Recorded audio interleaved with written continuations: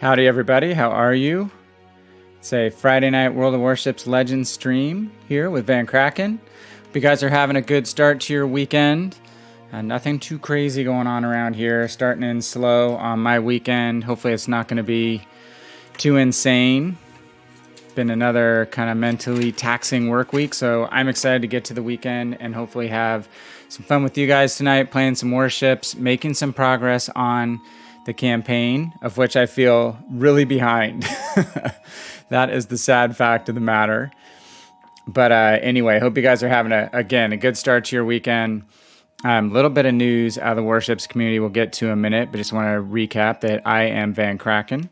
I am your World of Warships variety streamer, World of Warships Legends alpha tester, and 4-year World of Warships PC player, so I have a little bit of experience in the game, but not going to be here telling you I'm the best player in this game. I'm here to help other people learn the game more than I am to show off any prowess. Just like to share tips, like to share some overall view of the gameplay that I think I've accumulated from my time in World of Warships, and have a good time, build community, and have some good games. If there's any salt, it's usually brought down on myself.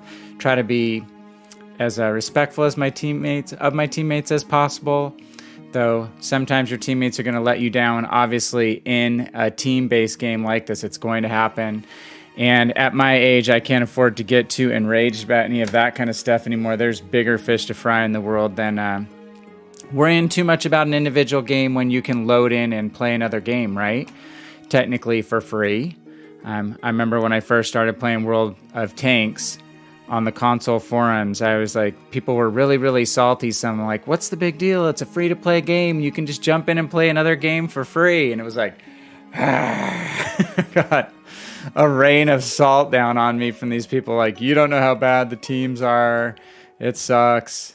It's true. I mean, it can be tough. If you're a high achiever and you're like me, you know, someone who always wants to do their absolute best and loves to win, yeah, it can be a frustrating game, but we try to have a good time here above all else. Hey, Obi, welcome out there. Couple things. I want to jump over to actually look at my browser for a minute, see if that'll pull up properly.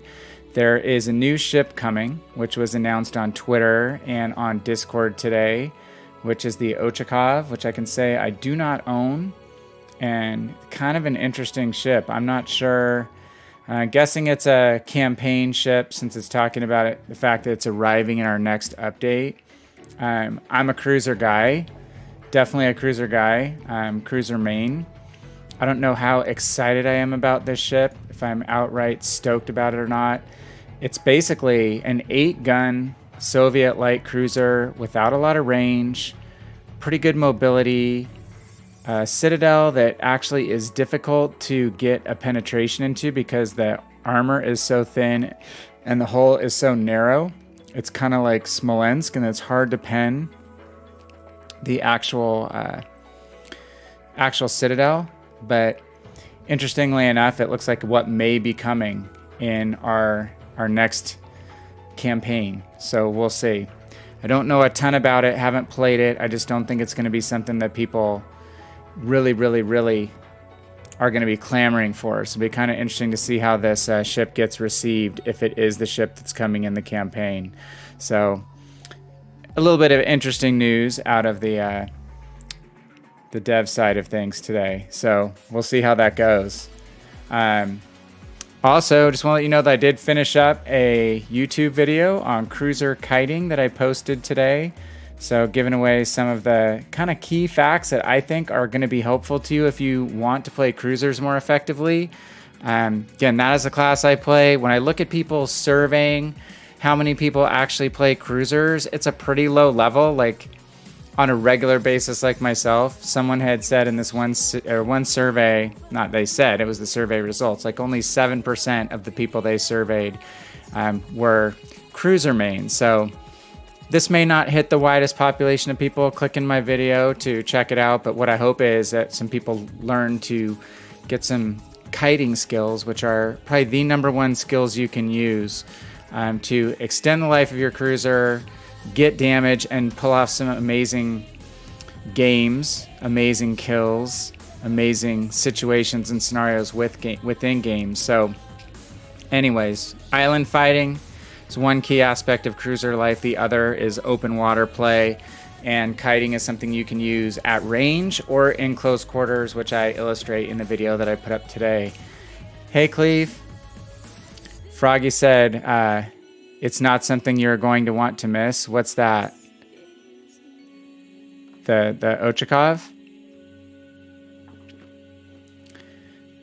But yeah, we'll see. I mean, it's the review on it by the person who does all the PC reviews that I follow really closely on the PC side, Little White Mouse. When she reviewed it, she said she actually likes playing it, but said that it's difficult to play. It's not the most satisfying ship from a wide population standpoint. Its role is relatively limited. It has better torpedoes than an average Russian cruiser, 8 kilometers, but the gunnery is really underwhelming.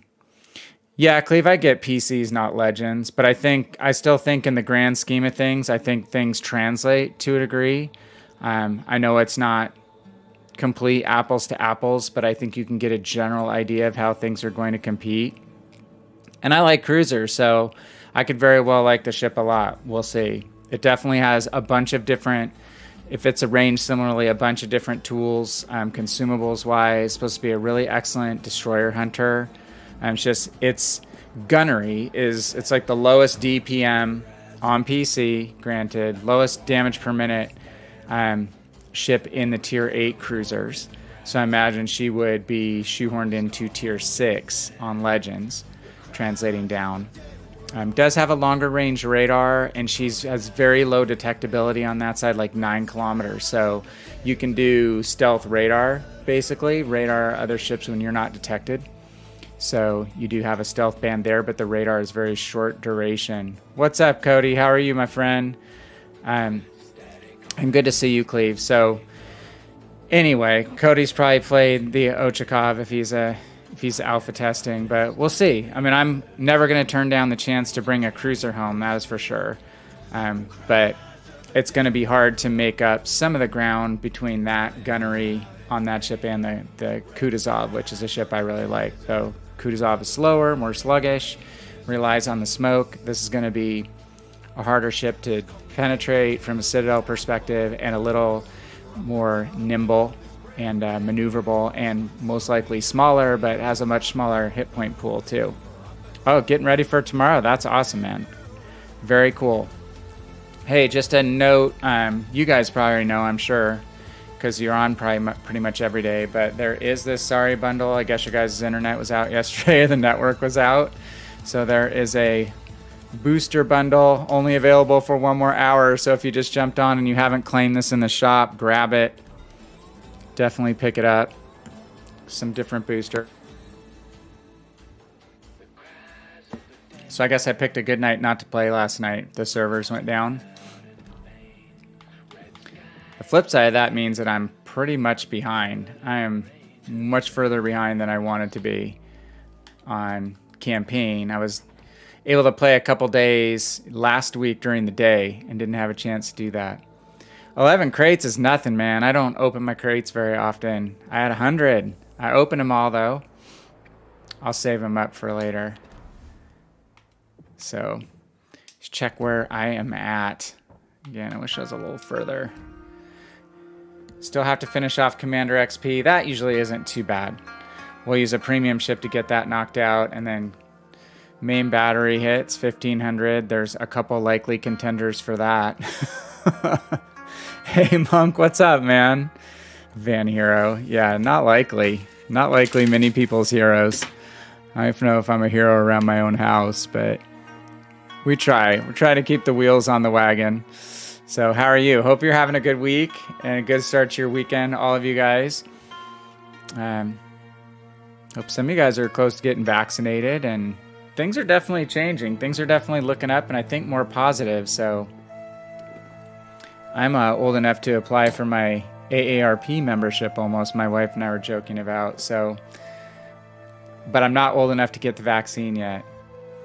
Bad day yesterday. Sorry, my friend. Hope you can play some games tonight. Forget about that stuff. Or just give your mind a little bit of balance. That's all I can do these days, is kind of put things in compartments. Yeah, sorry, man. Hope that does get better. I was talking to Kennedy last night. It sounds like Kennedy's having a bit of a rough week too. So, everything gets better as time goes on. Just some things take longer to resolve than others, right? So I've had quite a bit of that in my life. Unfortunately, I let it affect me a little more than some other people I know, saying that last night. Sorry, man. Sorry to have to put your cat to sleep. That, especially pets you have for a long time. I have Bernese Mountain Dogs. That's Phoebe is the dog on my overlay. She's our current dog down there in the corner. She gets really hot, so she won't lay on a bed in my office here and hang because she wants to be on a cold floor. So our dogs are, let's see, she's number 4. First one lived to almost 10, but then the next one lived to 6. The one after that lived to 6.5, and then Phoebe's now 4. So I'm already starting to kind of worry. Our dogs get really bad cancer rates. Half of my breed dies of cancer, and they're a large breed, but they tend to die on average 7 to 8 years old. So it sucks. We really like the breed. She is the freaking kookiest, funniest, most affectionate dog we've had, especially for a large breed dog. So it'll be a real bummer when she goes, but definitely know how you feel. It's not fun. We wouldn't be in the business we're in of pet supplies if it weren't for the first 2 dogs. We used to show the dogs. My wife handled the dogs in the ring. I did all the grooming originally, and then we actually got a professional handler to finish one of our dogs, so he got his championship. That was Mr. Teddy.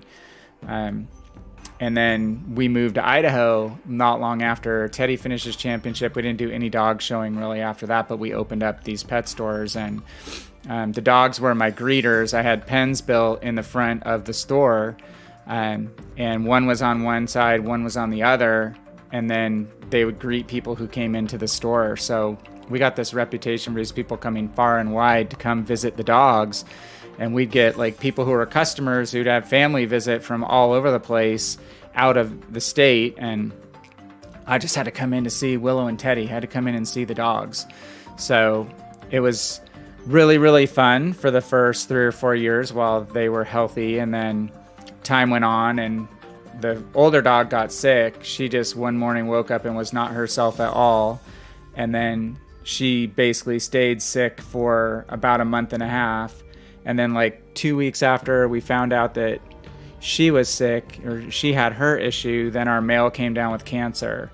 So it was really, really hard. I mean, they were 6 and 10, so I thought, oh, well, one will go and we'll have another one for a long time after that, so it won't be a big gap between dogs or anything, and they wound up dying a month apart. So it stunk. And then every person who came into the store for the next 6 months was, oh, where are the dogs? How are the dogs? And the dogs are gone.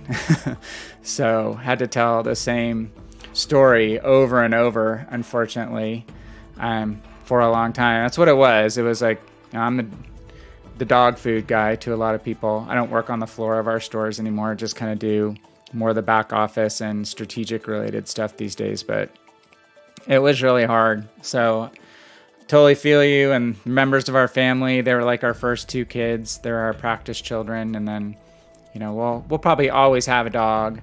My wife had cats. I've not had a cat since I was tiny, but I know, the cats are usually around longer, and I'm actually on the board of a cat shelter in this area. So they do amazing work. No kill. Well, it's pretty much not a cat sanctuary, but they adopt out 98.9% of the cats that they bring in, and hundreds a year. It's a fantastic organization. So that's how I give back to the kitties. And it's, it's your pets, man. It's a different day and age today than when we were really young, me, and pet was just kind of something that a lot of people kept out in the backyard and wasn't a true member of the family. So anyway, sorry, man. It does get better every day. It's just hard. we lost our last guinea pig a while ago that we had for he was like 7 years old, almost 8 for a guinea pig, which is crazy. My daughter's 2 guinea pigs. We lost one 1.5 years ago. They're so bonded to one another, we thought, oh, he won't be around. It was his brother that died, so he lived for another 1.5 years. And like every time we walk towards that room, we go, oh, we got to take care of the pig. If he hears noises, he wants his vegetables and stuff. And it's just so bizarre. You keep thinking that the pet is there doing their normal thing, and it's a transition period, moving on. But oh, you've got all that going on. Yeah, we just had dogs and guinea pigs, but growing up I had fish. We had like 3 different bird cages, 5 fish tanks, 2 dogs, only the 1 cat when I was tiny that climbed the curtains, so we never had a cat again. That was it for the cats. But we had hermit crabs, I mean, you name it. So all kinds of stuff. But love animals, always will, and big part of our life. And we're having the life that we enjoy these days, which has its own stresses. Everything's got its negatives, but we're very, very lucky to be able to do a lot of what we want to do. We've had a successful business so far, surviving a big recession, a pandemic, and hopefully we'll keep going forward. Hopefully Amazon won't take us out. But we wouldn't be where we're at without our dogs. So that's why, even though you guys don't see her every day, she's down in the corner there, and she is an absolute nut. One day I'll try to drag her in here on stream and make her jump up on my lap, or I can use my phone as a second camera. I just need to get that rigged up, so maybe I can put the phone where you guys can see the big, hairy, crazy dog who doesn't do much but lay around in the house, except when she's got the rips. Then she goes insane. Just totally fun. So where am I? I'm still top 25% in Arena. I'm hoping to jam on some games really quickly here and get some of this weekly Havoc knocked out. I'm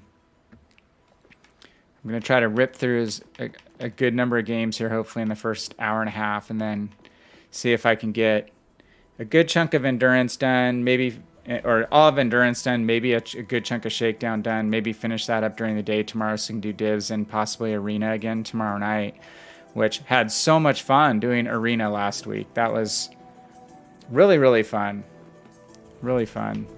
With a div. I was watching T-Bowl earlier today play solo, and I'll say it's pretty good the way the reward structure is. I think they did a good job with that. As far as the XP, like you can be a solo player, and if you've had a pretty good game, it's going to reward and reflect in the results. So I think the way the earnings are set up in the mode are actually better than I thought they were going to be. So credit to WG on that. I still don't like the way the steel's being distributed, but are you talking about not doing this campaign, Monk, or the next one? Cleve was just saying the next one's going to be really, really good according to Froggy, but Ochakov, oh, this one? Yeah, I mean, if you're not feeling it, I feel you, man. I mean, I've had just 3 consecutive grind weeks at work that have just been really unfun because stuff's broken that I can't fix, and I've got to change vendors and go through a lot of personal, like, ending business relationship pain over the next coming week or so, which I don't want to go through, but I'm going to have to do. So totally drained. I just want to have a good time. Oh, you're too addicted to Arena. Yeah, you know, the mode is way more freaking fun, but I've got to finish this because I want Siegfried. I'm a cruiser dude. I've got to have Siegfried. If it's a cruiser campaign, I have to go. Have to make it happen. But, so what are you, Monk, are you playing mostly destroyers if you're playing solo? Because I think that's probably the easiest ship to contribute on your own, right? To lone wolf it. I'd say DD is the ship of choice if you want to stay flexible. I like the cruisers, but it seems if you're, yeah, DD all the time. Seems like if you're solo playing, you can do really, really well XP-wise and get the high XP score, even if your team doesn't win, if you're doing a good job in your destroyer. So totally down with that. But we played some mixed divisions last week, and even all cruiser divisions, and we did really well, and it was super fun. I mean, I think it's in a way, it's like the closest we're going to get to clan battles, I think, because you're your own team of 3. And I mean, Cody's around. Monk probably played a ton of Rust and Rumble, maybe, just because you guys are Destroyer dudes. I played about 2 games, and I was spoiled because I watched Cody play with his girlfriend and maybe Lady Hood or a couple other people. And it looked really fun as a group, but it didn't look fun alone. And I tried a couple games alone, and I was like, I'm not feeling it. So I think I played all of 2 games of Rust and Rumble because I couldn't live up to the high standard that Cody set in his, what was it, salty, greasy Sam. Yeah, your girlfriend, I remember she liked the Russian DD with the torps, right? And you were running the gunboat. You guys were doing a very good job complimenting one another. And that's the way I think a mode like that, where it's all DDs, needs to be played. Was it the Z23? Well, maybe the day I was watching, I think she was playing the Russian one too, right? And that was like the first day that I watched you guys. It was like the first day it was out. Are you kidding? This is like the side that everyone lemming trains, and I don't have a team coming to see. But anyway, I played like 2 games. Like, this is not as fun as nearly as fun as it was watching you guys. So, but the batch of games I played in Arena by myself were more fun, just because I could play. Honestly, because I could play a ship I like in DeGrasse. So to be able to play DeGrasse in a competitive mode has been cool too. And I guess I'm probably boring in that I can play the same ship a lot and not get bored by that. I know that's not for everybody probably. Oh, Helena. But I'm super surprised and happy with how Arena mode has turned out gameplay-wise. At least for me, I like it a lot more than I imagined. So that's been really positive. Again, I wish they would have given more steel to more people. But I think the mode has really good long-term progress. Sweaty matches with 4 teams of, like, legendary players. Monk.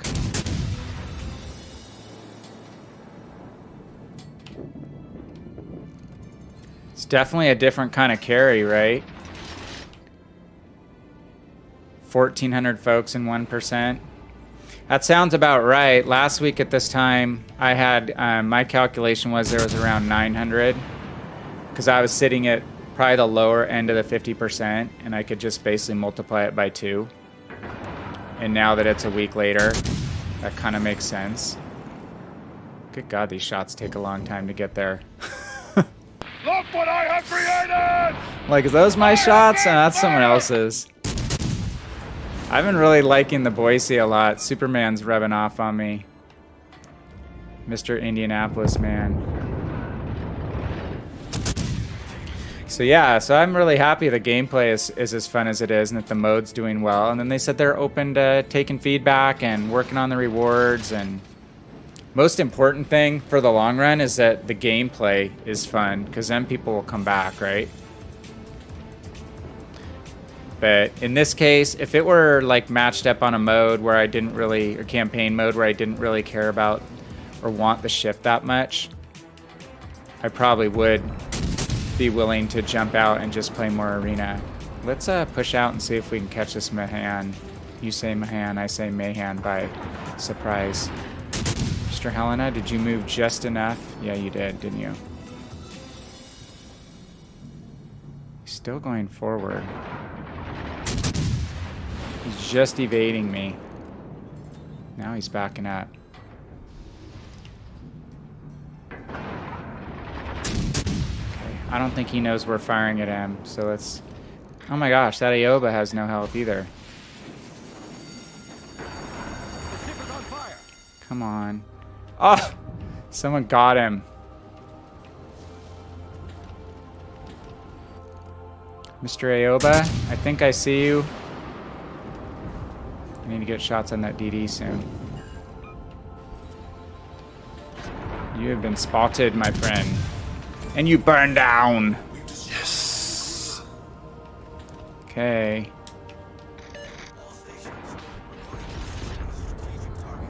Mayhan, he's gonna bear away, right? Or he's just gonna try to sit behind the island. Hey Dark, how are you? How goes it? Were you on an early stream today? I was at work. I wanted to pop in, but I couldn't. I had some meeting stuff and too many people in and out of the office today to do that. And if so, how'd your stream go?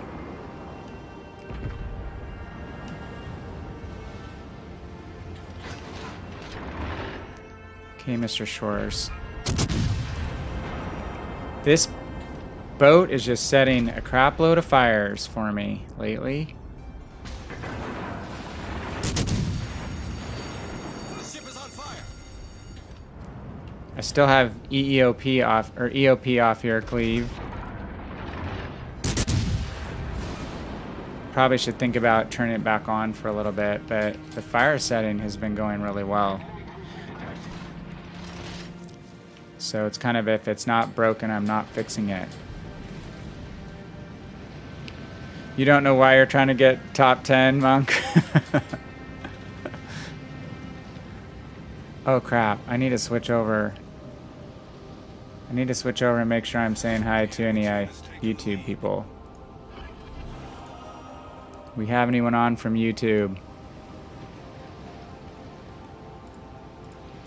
One of these days I'm gonna get my complete sequence of events down. Said I'm past getting my mic turned on. It's not picking up history, so if you're on the YouTube side, I've now got you dialed in. Welcome. This did say I posted a cruiser video today that if you like to play cruisers, you might find interesting. If you're one of the few, the proud, the cruiser mains, or even if you just want to get better at playing cruisers. It's got some material in it, I would suggest. Cleve jumped over to the YouTube people. Hey, oh good, you didn't hear anybody over there? Hey, thank you for watching on that side, it helps me a lot. I need 1,000 watch hours. No, sorry, 4,000 watch hours to be partnered on YouTube. I'm at 250.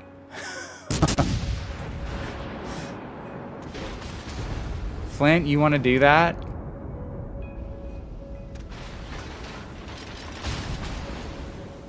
How'd we get so far behind?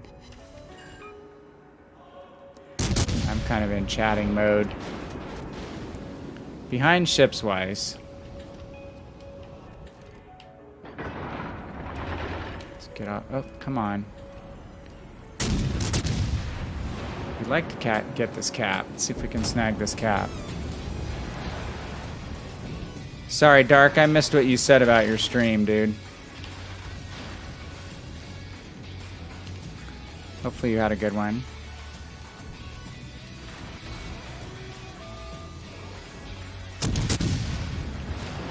I don't know how well I'm going to play tonight, because I personally am pretty damn tired.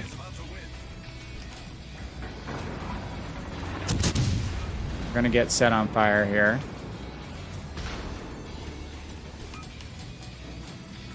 Let's see if the shore is going to switch to AP. No? Really? You might want to. For that exact reason, right? Ugh, we did not get the cap. Problem solved, sir. And we had Team Melt. Off-roading stream tomorrow. Your stream went well, Dark. Awesome. Very good.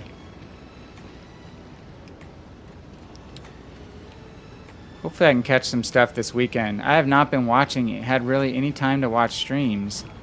It's been kind of stupid lately. Damn Flint. Someone spot that Flint, please. The ship is on fire. Flint does not have torpedoes, right? Torpedoes to starboard. DD made it around the corner, obviously. Oh! Oh no, there's a New Mexico here. Who invited him? Ah, game's over.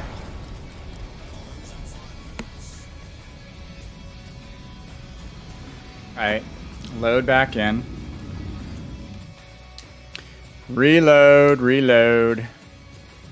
Let me catch up. So an off-roading stream, like you're doing an IRL stream? And if so, where are you off-roading? I know I had work friends when I worked at a place called Amgen in Ventura County. All the guys with more money than they knew what to do with, who had some very tricked out off-road, I won't even say vehicles, because a lot of it was like their second or third cars. They'd literally take their high-end Land Rovers or whatever out and crawl rocks and stuff. Tried to get me out there when I had a new Toyota 4Runner, my second new car, but it's like, I'm not taking my new 4Runner out there, and they'd literally get stuck and have to jack each other out, and I was like, I don't want to do that with my new car. I don't want the body wrecked.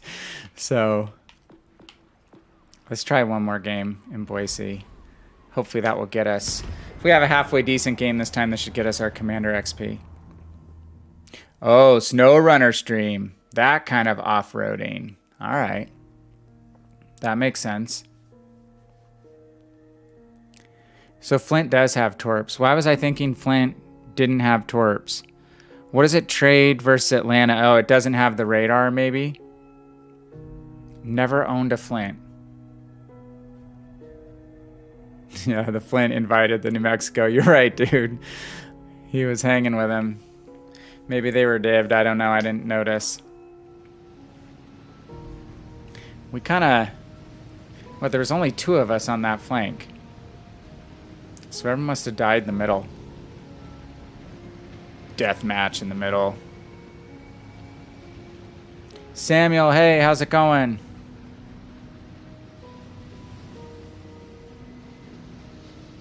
Actually, I think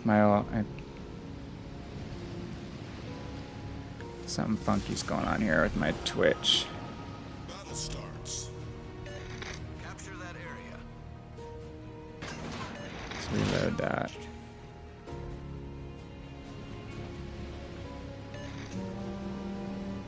There we go.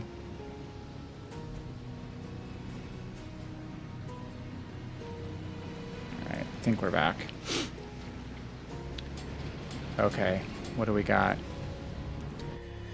What do we got this time? Anyone gonna go the sea cap this time?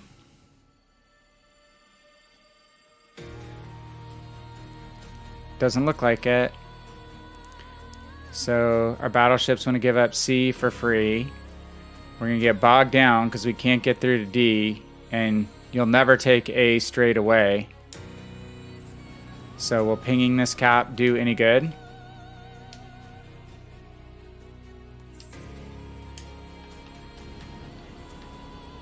Kind of doubtful.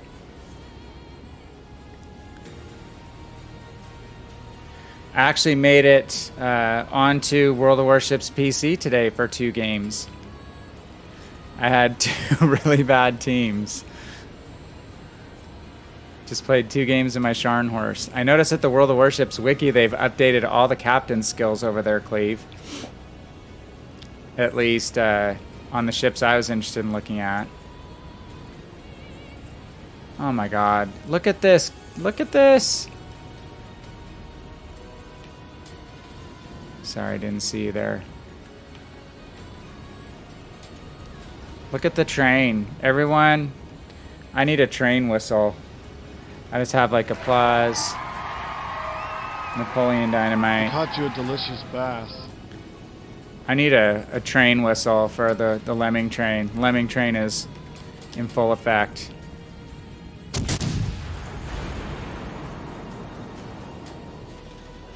Thank you for that plane.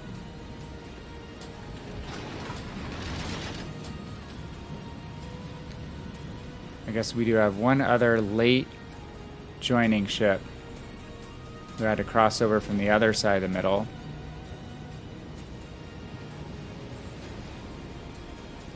The QE poke out. Get this York spotted, maybe.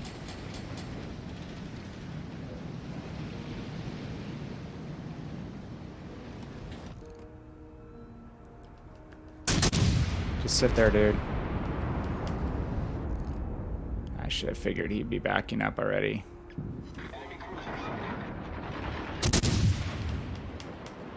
Okay, Dev. Oh, that is not where he wants to be. Sweet, we've already lost our destroyer on the other side. 1 destroyer game. Good job, guys.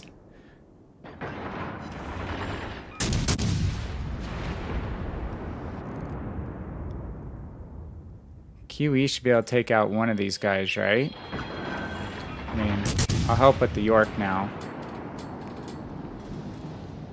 This York has no reason to live.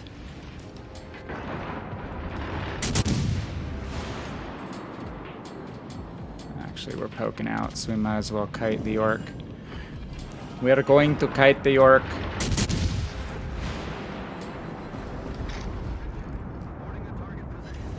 Maybe get back on the Devonshire. He thinks we've forgotten about him. Oh, he's out. Nice shot. Little kiting technique, little angling away, making ourselves skinny. And we're not firing. Some of you guys were on last week. I put in the video the basically soloing an Odin from 2/3, probably 3/4 health, even with their heals. Oh, nice shooting. So, am I a Redditor? Are you talking to me? I have a Reddit account. I wouldn't say I'm a Redditor. Why, did you see me over there? The Reddit community is kind of interesting. Some general saltiness over there.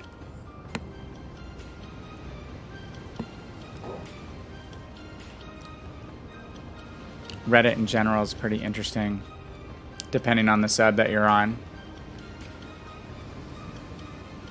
It's just different these days because Reddit was not a thing when I started and was active on like the World of Tanks forum boards and the early World of Warships PC forum boards. I don't know, you could be talking to someone in the chat. I mean, that's who you possibly could be talking about. So yes, I have a Reddit account. And I post there occasionally, but it's not daily. And you may be over there, but not in a name that I recognize. Like, oh, maybe you're Savior on a stick. He seems to post a lot. Or to Reddit and the Facebook. I think there are certain personalities that definitely seem to overshadow it. It's not all supportive either. There's just a lot of general whining about the game and, you know, the rewards, and I'll call us, you know, things as they are, but none of it to me is like the sky is falling. It's just things that can be done better. Some people are just always looking for everything that's messed up and not talking about the things that, you know, are being done well. So it's like to hit both sides. If I can. It's definitely easier to criticize than it is to be someone who's constructive in fixing the problems, that's for sure. So has this happened again? We go 6 strong into the A cap and we're down by 2 ships.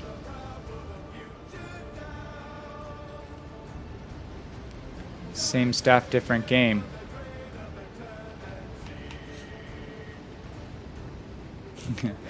Yeah, they don't do anything good. That's why I've been playing these games for so long.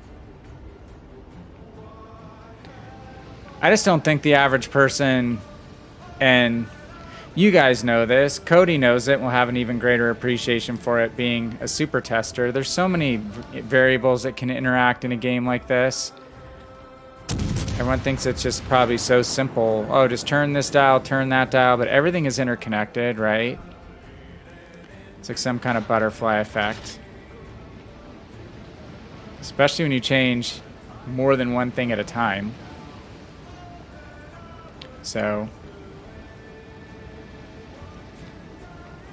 That's why I think I've survived a lot of the different balancing things that have gone on with different ship classes and stuff, and I'm just able to kind of shrug it off and keep playing. I mean, the one thing I didn't like in World of Tanks, well, two, were XVM. I didn't like people having stat overlays on the screen in PC. And I was never a big fan of artillery, so I would just get focused a lot, and it just became unfun. So I stopped playing PC tanks mainly because of that. Big reason why. And I wasn't super stoked on some of the carrier balancing that's gone on, but none of it was bad enough to even consider stop playing.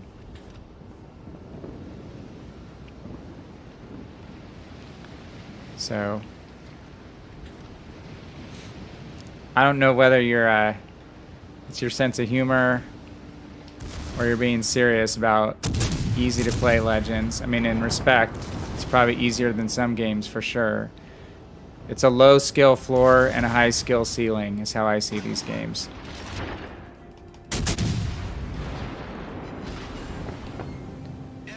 That was some good citadels. I'm gonna hit the wall, aren't I? Dang it, dang it, dang it.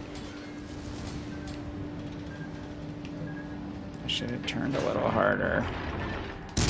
Knew that was coming. That's why we have Mondo heal, right?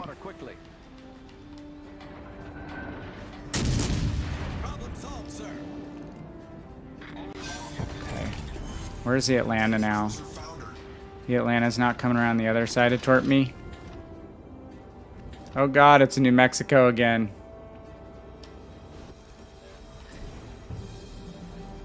Isn't that Atlanta right there? Maybe he died.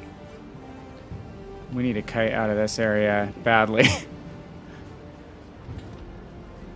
We got triangulated by 3 battleships here. But we'll go down swinging. We have 3 caps. Get your fire hat on. Woo, woo. Set some fires. Cruisers can go broadside most of the time, go untouched. BBs have stuff like Will the Rebuild can hide for most of the match. Well, that's one thing I hate, is everyone complaining about the HE spamming meta all the time. Well, what do they want cruisers to do against battleships? You know, you have to give each class some tools. So, and that's the kiting video that I put together. I mean, again, I don't want to keep talking about the video I made, but when I found kiting examples that I wanted to use, every battle that I showed in that video was like 6 to 8 kilometers from the battleships that I was fighting. I was not sitting behind an island spamming away. That's another video I did, but I mean, seriously, a lot of the cruiser that a better cruiser player is going to play is up close and personal. But, you know, you should just be able to sail around a battleship and wipe everything off the map because it's a battleship, right? So yes, I have a little bit of problem with some of the community chatter about stuff like that. Thank you for the host, Cody. Appreciate it very much. So that, I think, is a little bit frustrating. Yes. Look at this comeback. Don't call it a comeback.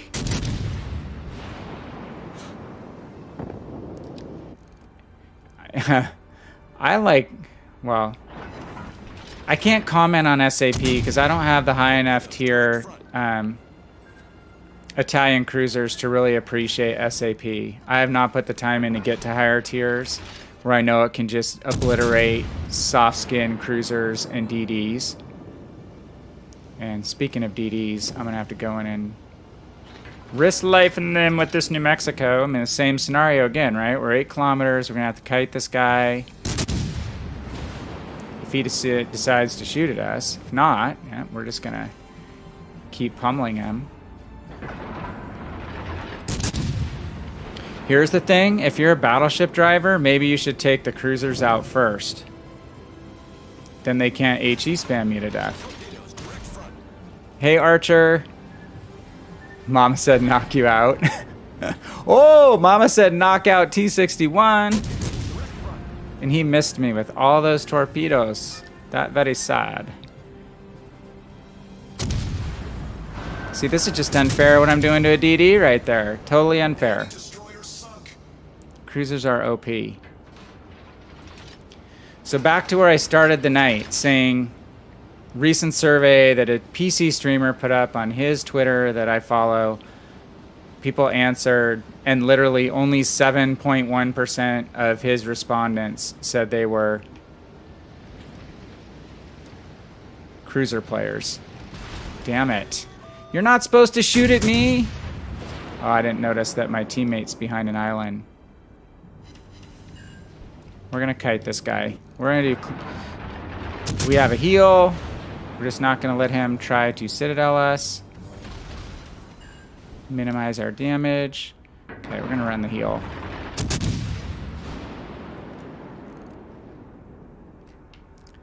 See? He's too worried about the battleship. He's already turning off me and going for the battleship. That's not my fault. It's not my fault he doesn't take the threat of the cruiser seriously. Threat of the cruiser actually has to land its shells in the right place.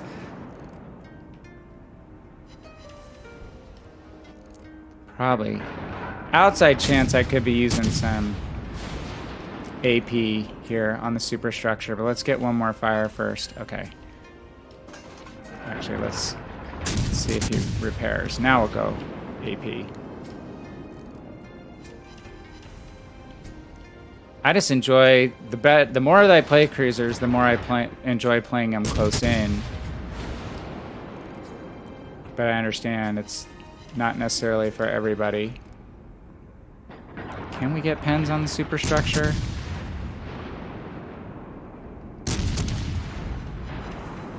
Not a whole lot. Yes. One short of the Kraken. Yay, that was a better Boise game. I didn't think we were going to win that game. 14k salvo into a cruiser in the Venetia. Yeah, I'm not surprised. That SAP I know is nasty in those higher tier Italian ships. Maybe just take the game. Hey Cody, thanks for the follow, man, or the host. And yes, have a great night, and hopefully I'll catch up with you this weekend sometime. Get your rest. Take your super test ship out tomorrow. Be rested up for that, my friend.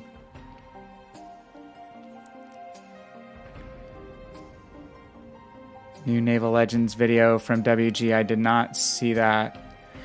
Like I said, I did make it over there to play 2 games today on PC. I finished first and third from last. We lost both games. Both teams lemming trained completely. Actually, first game was a lemming train loss where I was high tier. Second game, GK used me as a meat shield, basically. He made a push out on the side. I went with him, and then he was wide of me. He just U-turned around and let me meat shield for him. Tier 7 against tier 9s. Like, thanks, dude.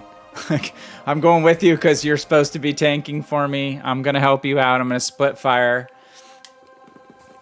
So, yeah, this is the first time I've been over, so I haven't been checking their social media as much lately either.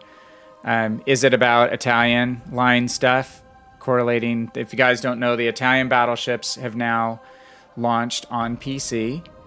So if you're an Italian Navy aficionado, that's good news, because it means that line will get its Shakedown trials on PC, and it probably won't be too awful long before it comes out.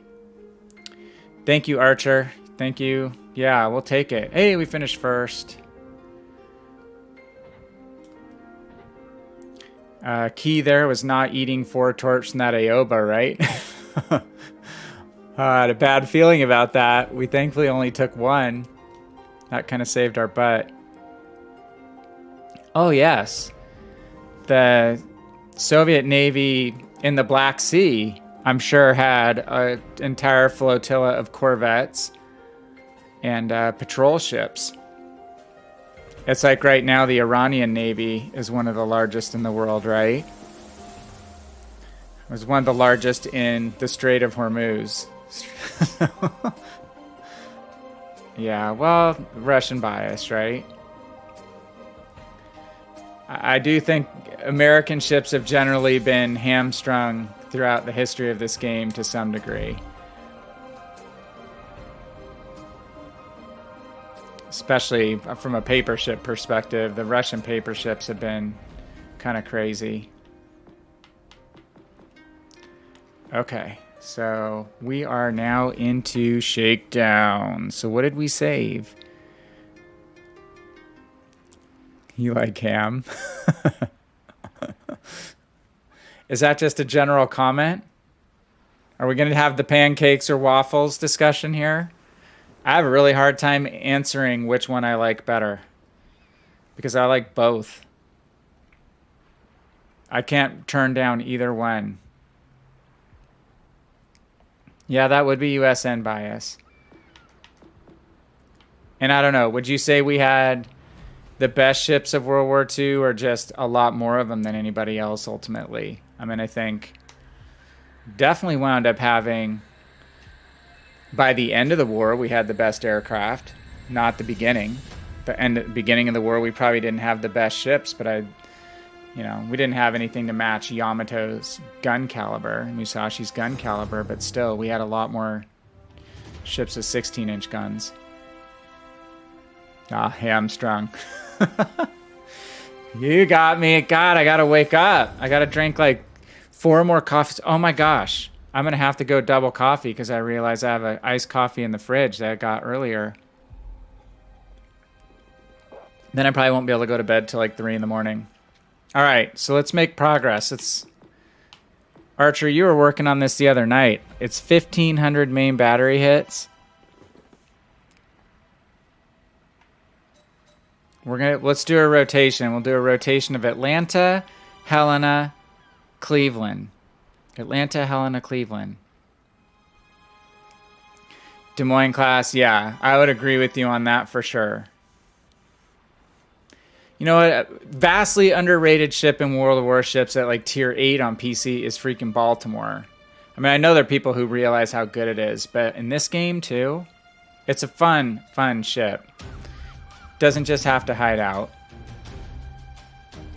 All right, we don't need to go triple booster. Let's just go to credit earning level of boosters. Got 100 million credits. We breached the 100 million mark. Hey Davin, how are you? Addis Moist, right? Is that correct? We are just done with endurance. And we're entering Shakedown. 76mm AA guns. Yeah, those are good in the... Well, like the Swedish, right? The Bofors were insanely good. That was a huge advancement. Bofors and our 76mm. Those are like... Obviously, I mean, we just kept improving. It's like you look at tank technology, like we never really had the best tanks, right? We had a 10. Okay, Moist, thank you. I need to create my cheat sheet to cross-reference your guys' names and tags and stuff. How are you doing, man? How is it in Florida right now? Did you say you live in the Orlando area? I can't remember for sure. All right, it's Atlanta time. Let's rain some fire. Rain some fire and some main battery hits. So Archer, how many games did this take you to get your 1,500 main battery hits? Hey, Obi.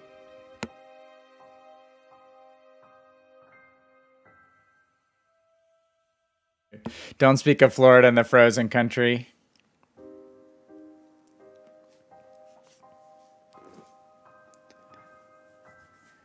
Yeah, we had a little cold. It's supposed to be 57 in the 7-day forecast. 57. So we had this random, like at lunchtime today. Okay, Pensacola, that's right. I remember that with the flight school. We had this blast of, like, my area gets in late spring and summer really amazing thunderstorms with microburst level winds, and today we had almost like something like that, but it was snowing like crazy for just like a half hour, it was literally like a blizzard, and then it passed through and it was done. We've not had a lot of weather. Oh god. So this is the spot I want to go, by these little trees. Need a little tent there. It's a good place to have a beach party. Well, we're in Middle East, so we would barbecue some goat here, have some skewers. Used to have a good Armenian friend who worked for me at Amgen, Norman Kashkarian, and he would invite us over. He had a pit set up to make Armenian skewers. It was awesome. Very, very proud of his skewer pit. It was like a smoker, kind of. This is always what happens to me. And it's cruisers only. So... Oh, it's coming from the middle. It came from the middle.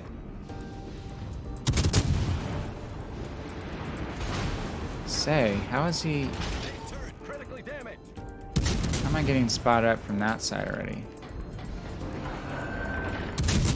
Let's make him pay a little bit, huh? We're blackening his superstructure. Okay, another game. I have no support at A. What is going on? Okay, we kill this plane. I can't really take A because there's 2 battleships behind A.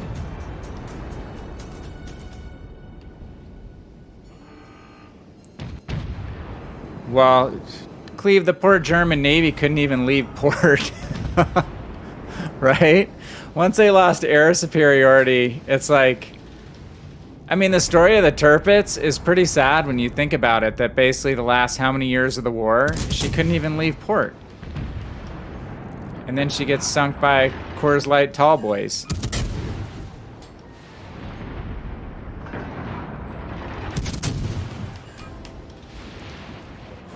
That was painful. New Orleans is a good ship, too. Underestimated. So, I'm always getting flanked when I'm in this spot. So let's get out of here. Oh, well, actually, I've got support now. Probably enough to hang. New Orleans is dead, so... Legal. Legale, senor. Hey, Tactic, how are you? Starting from 0 and your most likely enemies are #1 Navy in the world, #2 Navy in Europe is pretty rough. Yeah. No, it's true.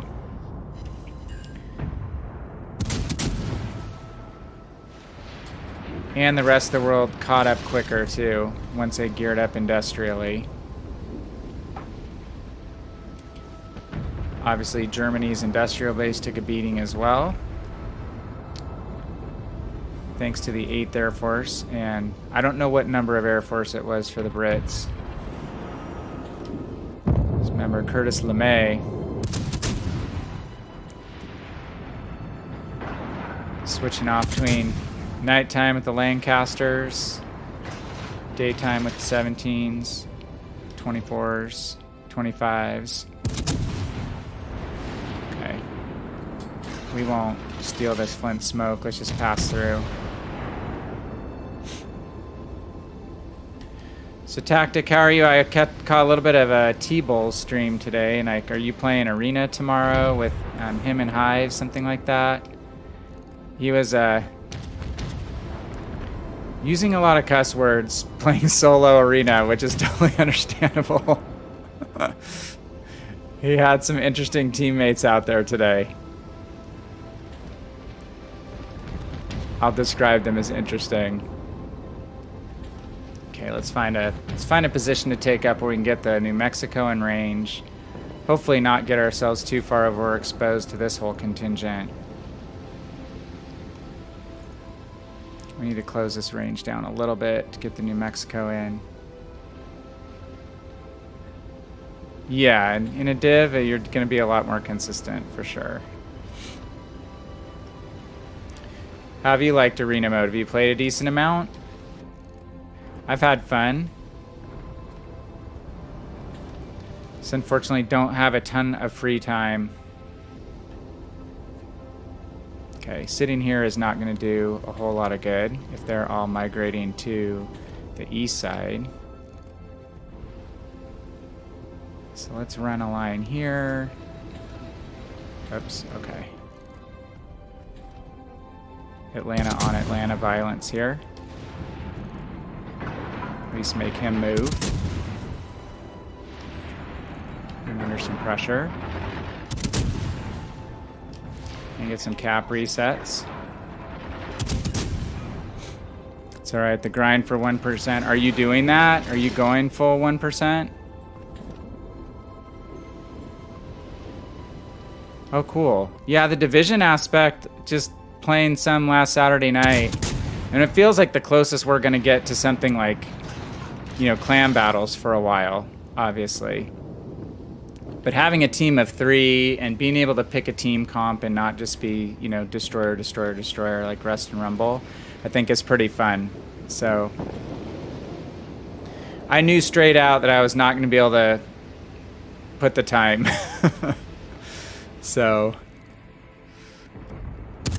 I have no problems with great rewards for the top tier. I just wish they made steel available to a little bit more folks.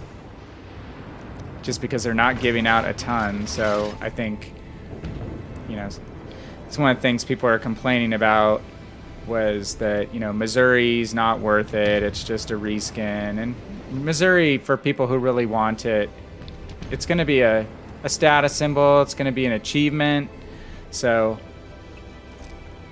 I'll celebrate those people who put the work in to get that ship first. Totally 100% deserve any accolades for that. I just happen to have it on PC, so it's not as huge of a deal to me. So, but it just seems like it's still going to take quite a while to acquire. Okay, we don't want to run parallel this battleship, so let's try to get back behind a teammate and the island here. Especially an HE spammer. Who can mess us up pretty good. Let's see if we can... it's our buddy the Flint again. Sorry, buddy. I don't want to rub off you. I just loop around you. Okay. Yeah, I'm not going to be able to meat shield for you any longer. Ouch. Yeah, that's true. With Rust and Rumble, there were the game rewards. I just didn't have a ton of time available when that was running either to invest in that. And I'm just not as much of a DD player, to be honest. I'm trying to push myself to play more Destroyer games. I just don't get as much time as I'd like to play overall. So I wind up putting DDs on the back burner just because they're not my favorite class. And in limited time, I kind of want to play what I enjoy the most. So...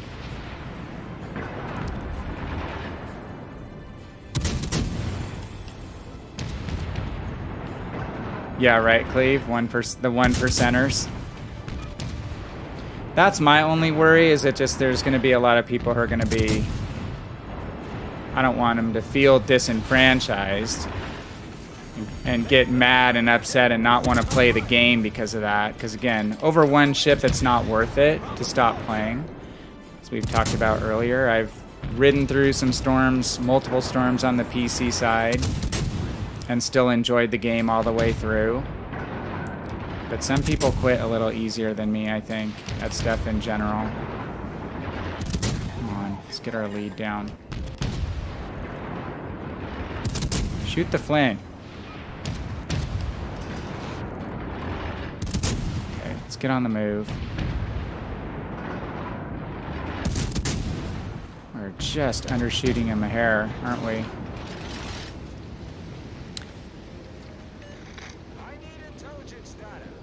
Oh, hey Ken, how are you? Some of the font on my multi-chat screen is really hard to see.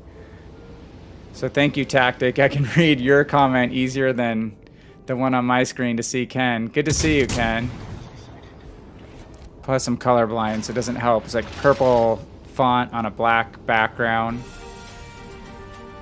Oh no. Okay, the Duke's got us sized up. I knew that was going to be painful. Shoot.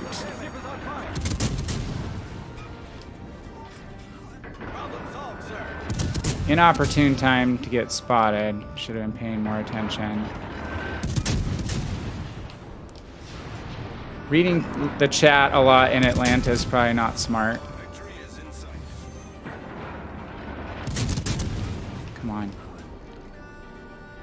We see Atlanta, we can cruise and get out of the Trento's field of fire and still hit him going over the island.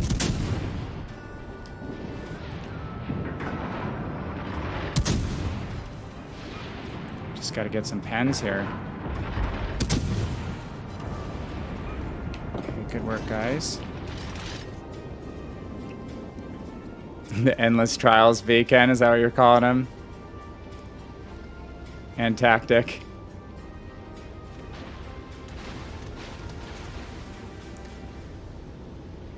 Yeah, I mean, it's kind of just interesting to see how it will evolve with regard to what other steel options are going to be available for earning purposes. I mean, I've never been in a PC clan where I played clan battles. So for a long time, you really couldn't get steel unless to any level, outside of some for ranked, unless you were playing clan battles on a frequent basis. So at least they have introduced where there are a few daily missions. If you repeat the same daily missions enough, you get some steel after a while. So you can earn steel at a low rate without the big events driving that earnings. But I'm interested to see how they will set that up here, which is again why I'm kind of surprised they went 1% only. Especially right out of the gate, when you could get a bunch of people excited about the new currency, a bunch of people excited about the potential of owning Missouri, at least having a little bit of a chip away at it. Instead, they kind of decide to go the opposite direction, make it super exclusive, so. Now I can catch up on chat.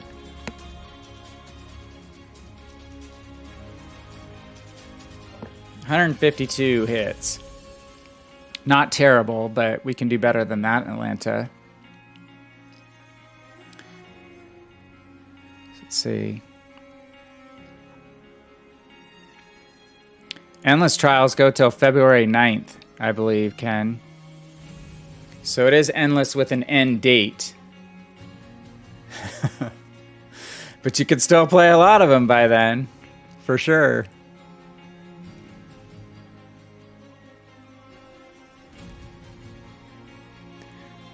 Yeah, I mean, some people will boost as long as they can. I'd have a decent amount if I converted all my singles to triples, too.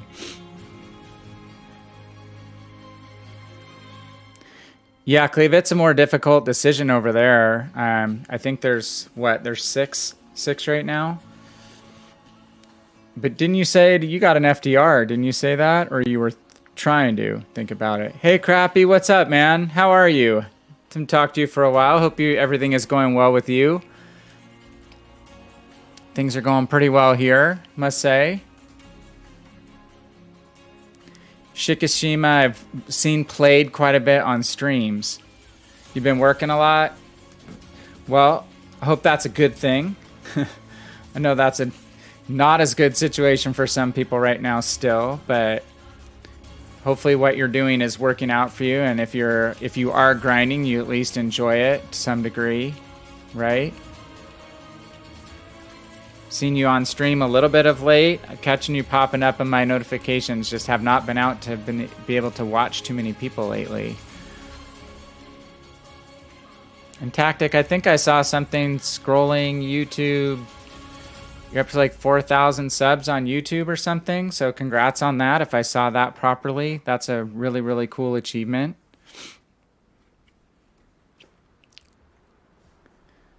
I'm a couple factors of 10 behind you.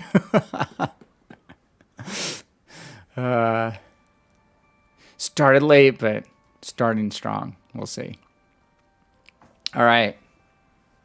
5,000. Awesome. Okay, it was 5,000 mark. That's fantastic, dude. You do a great job. As I said before, I appreciate your content. I appreciate, well, you obviously, like me, are in this game for the history as well as the gameplay, right? That's what caused me to download it, the tanks game. World War II game. At least at that point it was. It wasn't a Rambo and Snake Plissken tank game. Good for you, Tactic. That's really, really cool. Archer, 500 more hits. You're still working on 500 more. I don't know, Cleve. I'm intrigued by the British heavy cruiser line now, just because of, like I said, because of Goliath. Watching that play on PC. Again, I'm not higher than Hawkins on either side of the fence right now, so I need to get grinding on that. But the staying power on those ships is definitely a thing with the heals. And again, if the Albemarle is going to have the same type of heal that it does on PC, more of a British cruiser super heal, that's going to be a pretty tough ship to take down, just from a endurance standpoint. If you learn to angle it and kite with it decently, I mean, you can kite quite well with a Boise or a Helena. I can't imagine what you can do in one of those guys with the heal potential. And it's kind of easy mode ammo. You can blap people with that HE.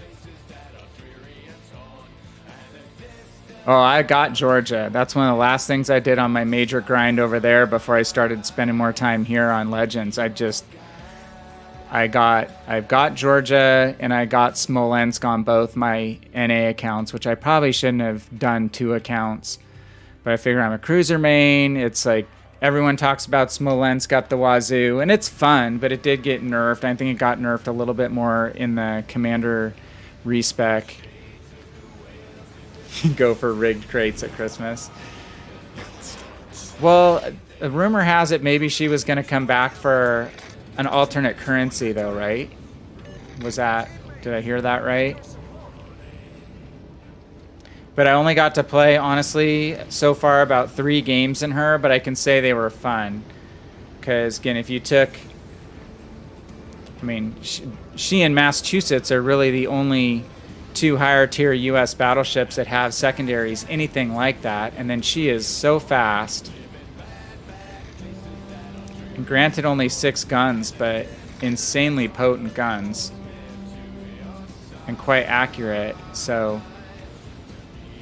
And I want to say she has the speed boost too, I think.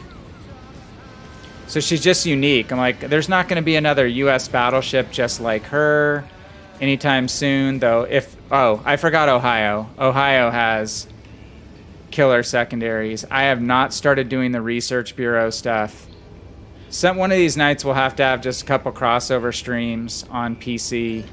I need to do respecking of my commanders, and might be a time to just, kind of show some folks the other side, show the commander respec. Look at this gaggle of cruisers. Holy crap. It's like cruiser night. I'm just going to walk right through here and then come back around. Let's get some fire on the Benson. Let's call him out. It turned out. What'd you say? Ohio would like to have a word with you? If that's what you're saying in response to, yes, secondary batteries. I've watched a couple of streamers that I follow on the PC side. They play Ohio a lot. One of them played Ohio and ranked when he ranked out almost exclusively. And she's a beast. She is definitely a beast. But Montana's a fun ship. So... like, if we get Montana as a legendary tier ship, Montana is way more fun to me than Iowa, personally. Okay, we are... no, not spotted. Concentrate fire on main warship designated We are spotted. Okay. Dude, don't cut me off from behind, please.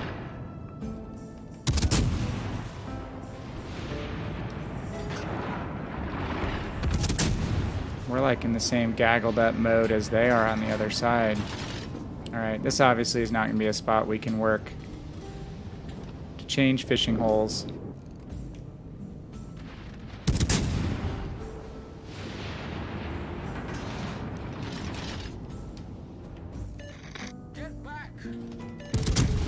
Try to blind fire that Atlanta.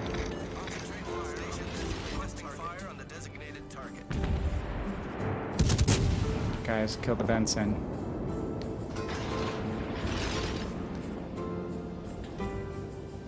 Just give me a legendary battleship. Doesn't feel like suggesting what direction Eyelid should move. Yeah, I mean, I'd be interested to see what comes next at legendary tier. In general,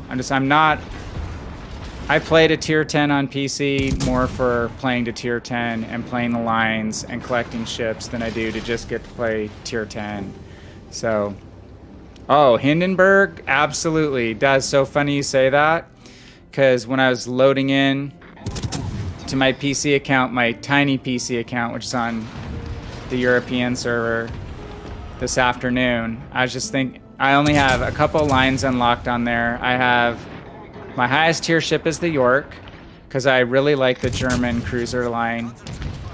And I've got a couple premium ships over there. But the one ship that I've ground highest to is basically to buy the Hipper next. And I was thinking, how cool would it be if we would get the Hindenburg at legendary tier? I was just thinking about that today.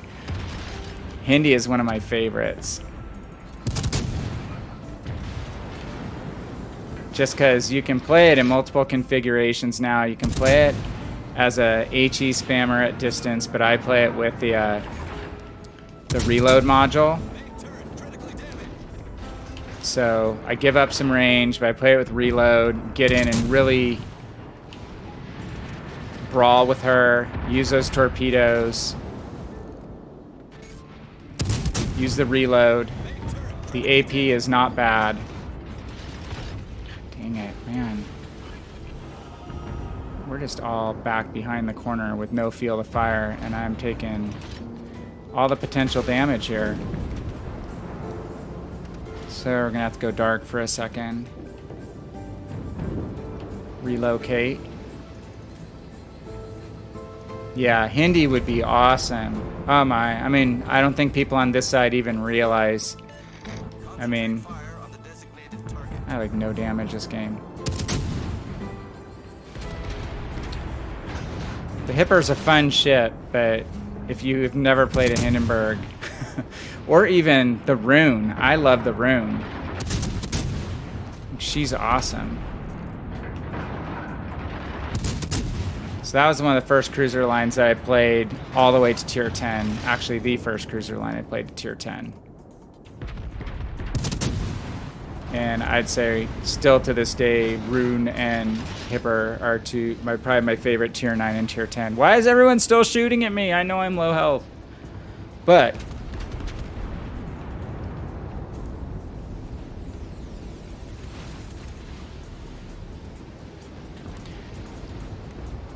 German bias, only true Unicums would want the Goliath to come. Goliath or Moskva. If they'd bring the Moskva over here with her retired, semi-retired from the PC side.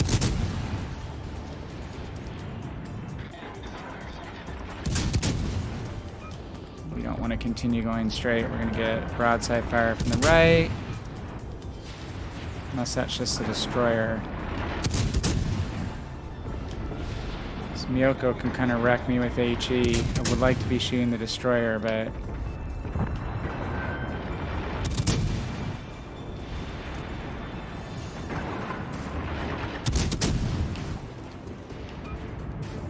yeah, we've lost the initiative now. We are in trouble. This team is in trouble.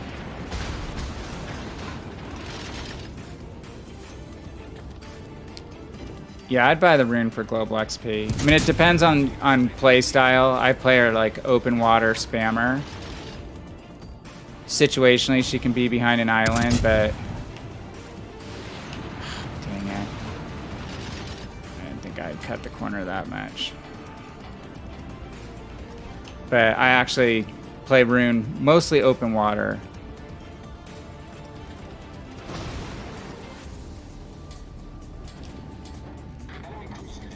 Let's prioritize the DD.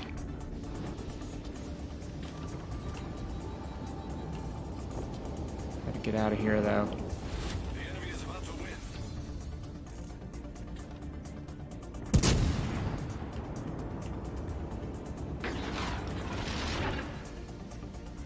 Too many fast cruisers. Yeah, I think it's 27mm superstructure armor. It's not something you want. I mean, I will admit I played Rune more in the era of not having as many high rate of fire HE spamming like destroyers and stuff, so it could be a little bit different in her than from the era I played her a lot. Because once you have Hindenburg, it's like I haven't played Rune nearly as much since I got a Hindenburg. Hindenburg's just more versatile.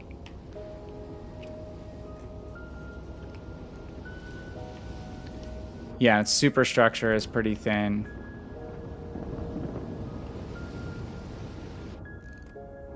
And it's not like Hindy's invincible, but if you keep her angled slightly, she can survive more situations than you think. And again, she can just dish out a lot of damage in a short period of time up close. Good God. Good stuff tonight.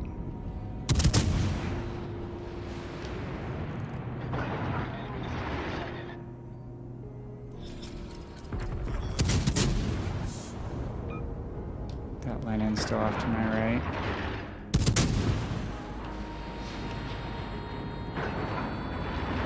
How many destroyers can I just dance around?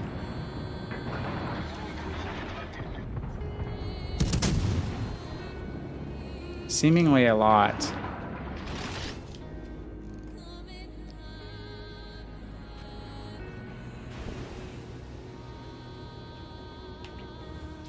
Gah.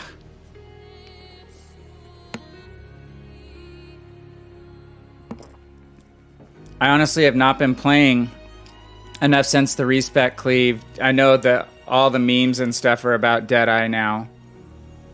And there's a lot of the same kind of just upset feelings I think about the PC side with regard to the respec. A lot of it is, well, obviously a lot more XP to get back to the high tier to 21. A lot higher than people had originally thought, right? And then secondly, let's do Helena instead. Atlanta and I have not been agreeing like we normally do. So I haven't been playing her as much. But I guess people are just upset that Deadeye is making the meta, especially at high tier, even more campy, right? So, have not experienced it yet, but... And I have to imagine they'll have probably one slight round of rebalancing. But it's so funny going back over time, like radio position finding was going to ruin the game not long after I started. That was the new skill that came out, that it's just going to break the game. Can't believe they're doing this. Everyone's going to quit. And then they did the commander respec the first time, which was probably 3 years ago. And that was going to break the game, and then CVs were going to break the game, and now Deadeye and 21-point captains are going to break the game, and I don't know. It's just people try to have some fun.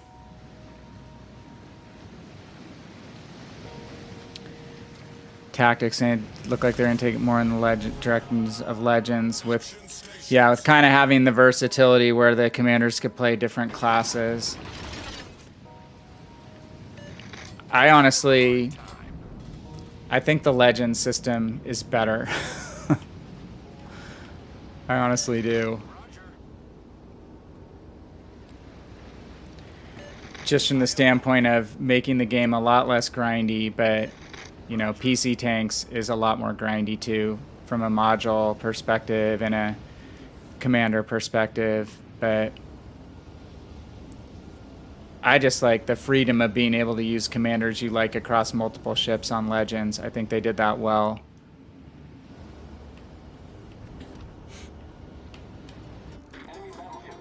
Okay.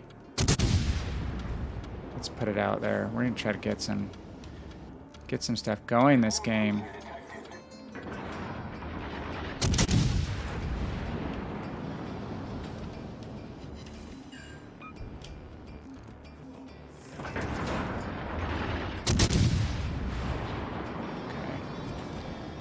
Dip in, dip out. We are low tier, so need to be a little bit careful here.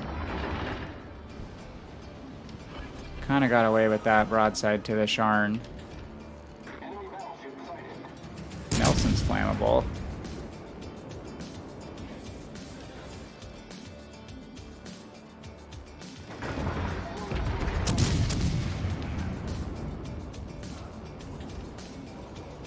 Okay, let's run for a little bit of cover. Got some support pushing up.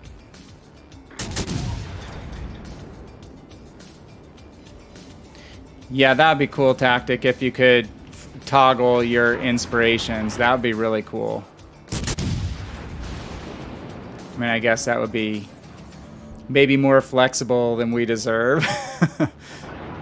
But if you could like grind out 4 inspirations that you could toggle. So yeah, if you wanted to go outside those 4 that were your kind of your 2 presets, then you would have to regrind then. But in general, I mean, I think ships in general has been a better commander system all around than Tanks was. Tanks was just so amazingly grindy.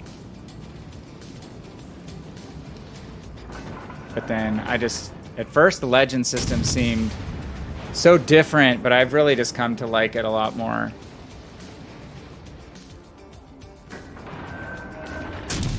I think it was a smart alteration.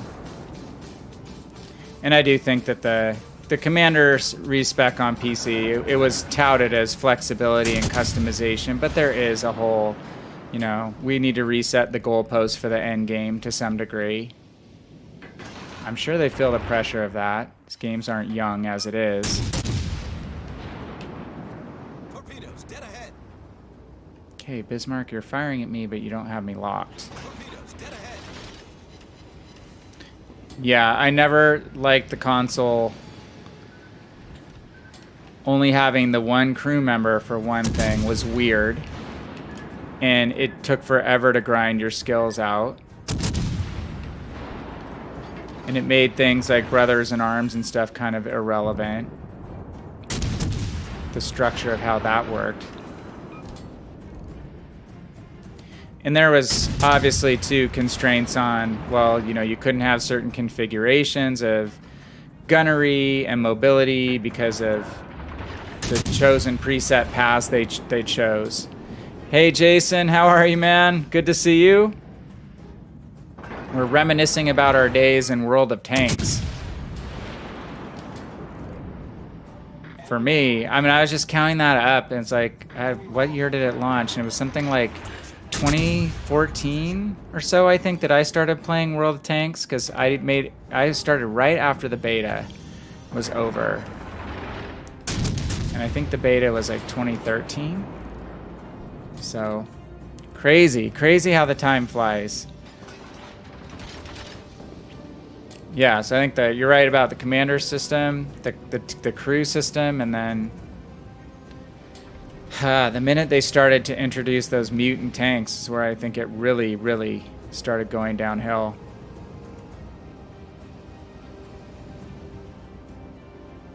Oh, really? I didn't know well, I know they did a major rework again. So have you been playing actively all the way along, or just in between doing this and other games you like? And I played a lot of tanks. Good God. I had probably 10,000 battles on console. At least 10,000 battles on PC. God, put a lot of time into the game. And it was time that was enjoyed. It was quite a bit of money spent, but when I average it out over the number of hours that I played, I think I got my money's worth. But I'd much rather play ships these days. God, are we gonna have any support here? Biz is still alive, right? Oh no, is that the Biz? Okay, he's dead. Let's close the corner.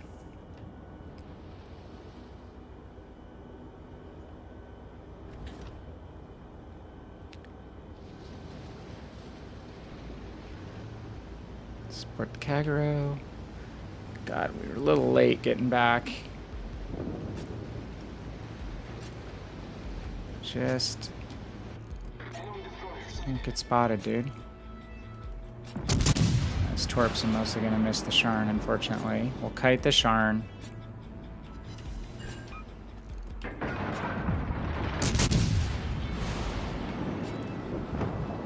Dude. Gone more stealth. He went for the home run on the Sharn and he missed. He paid the price.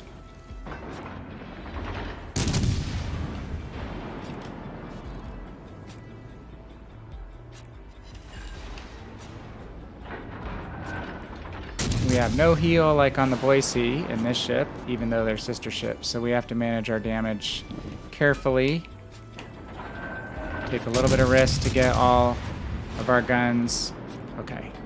We are obscured. Hit the brakes! Need one more fire on the Sharn.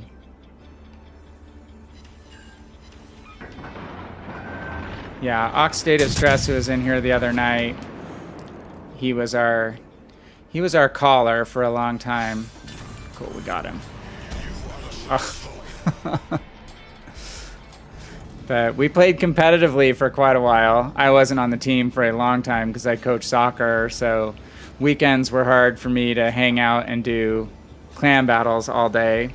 But we organized training room clan battles versus other clans, and it was fun. It was the first organized team play I ever played in, so I hope it will come to Legends at some point. I hope we'll see that. It's the end game content I was always the saddest about that never came to tanks, because I was in a tanks clan for a while on PC, not with a group of people who were really kind of people that I'd necessarily hang out a whole lot with in real life. But we play Strongholds, which was a fun mode. And I started out just playing as a mercenary with them. Oh, Aki.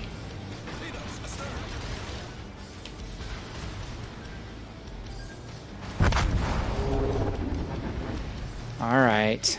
We were definitely going to be focused there.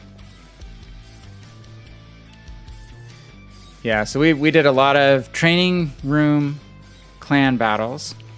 Self-organized, obviously. That was fun. And we played in tournaments and stuff like that. But it's been a while, so that's why I think I found, like last Saturday night, playing Arena so fun. It's the first time I've played in a team where it's just your team, not with other folks that you can't communicate with. So I had a lot of fun doing that. Yeah, and I agree, Tactic. This is less stressful. Which was the adjustment of it. It's like I feel like I'm too relaxed in between shots, especially when I'm driving a battleship versus tanks where I just, your left thumb's always up, back, up, back, up, back. I mean, you never wanted to be sitting still. You're always rocking or whatever on any corner, especially if you're side scraping or whatever. It's like your left thumb would get so flippin' tired. So, side scraping, reverse side scraping, or scout tanks, man. That was just like balls to the wall the entire time. running around like a chicken with your hair on fire.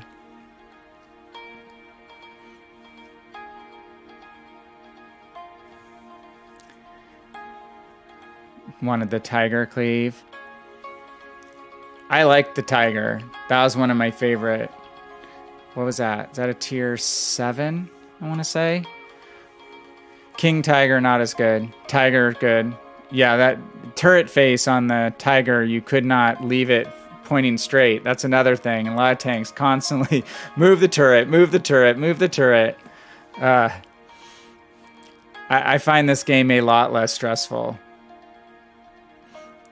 But cleave, well, it depends on the class you play, right? I mean, destroyers obviously are very active, and cruisers, when I first started playing cruisers, it was super intense mentally, but I think the game is slower in my mind on cruisers than it used to be. So even though you can never really be comfortable, that's why sometimes I will just get dev struck just because I relax a little too much, because most of the time I can manage angles and stuff without having to think through it too much anymore.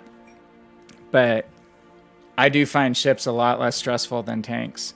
And Artie, tactic, being chased and hounded by Artie for the entire match. At least with carriers, I get a break in between. If they're harassing me only, I get a break in between squadrons, unless it's a 2-carrier game, which obviously happens occasionally, but just doesn't bother me as much. I feel like I can turn my ship to some degree to defend myself. Now, back when they had cross-dropping 2-carrier games, when one carrier can control multiple squadrons and they could cross-torpedo drop you very effectively, that was not fun. But I have never seen carriers to be the kind of mentally unfun game mechanic the way Artie used to be, when if you stopped literally for 2 seconds and sat still, that great Artie player would one-shot you. I just hated that. Or knock out all your modules and you couldn't move and you just wait there until the next round comes and then you die. Kill all your crew. Yeah, +1, +1, -1 matchmaking is important. And you hit the key thing is every game you can damage something. And it's not just because you're buying and paying for gold rounds. If you're smart about where you aim on a ship, you're going to be able to damage a superstructure with HE if nothing else. Or damage most superstructures with AP, frankly. Tanks, the weak spots. I mean, I had spreadsheets of all the tanks, and I would list their weak spots. And, I mean, it's kind of ridiculous when I think back on it. But I was so intense a tank player at that point. Was my one big hobby. Oh, the MT25. Only MT25 I had some fun games in, but that's like when you get behind people, right? And do the circle of death. Okay. We're not firing first, so I'm going to take a chance. Get spotted potentially here, but maybe try to deal 1 blow or 2 to this Helena. Yeah. Those are the interesting tank days for sure.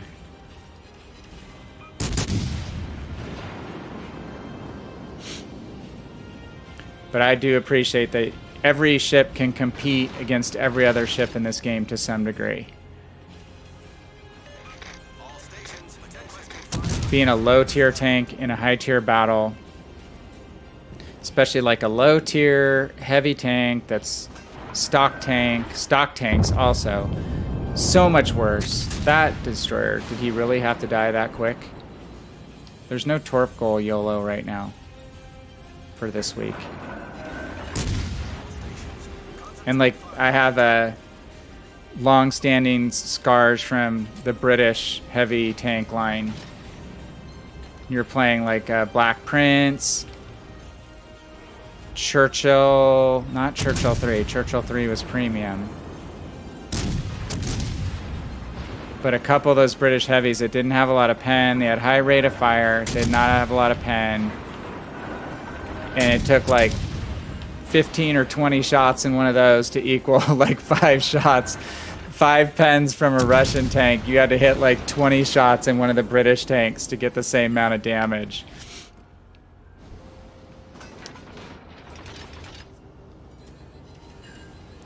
A Richelieu versus Yamato isn't really fun. No, it's not, but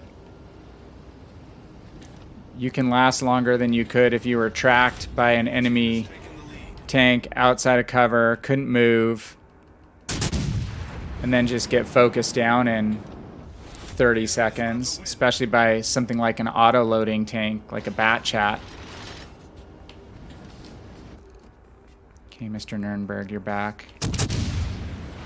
So how are our teams doing tonight? Not great. Hope you guys have better teams tonight than I do. We're actually playing relatively aggressively, but in open water, but we have a lot of YOLO. The YOLO is strong in our teams tonight.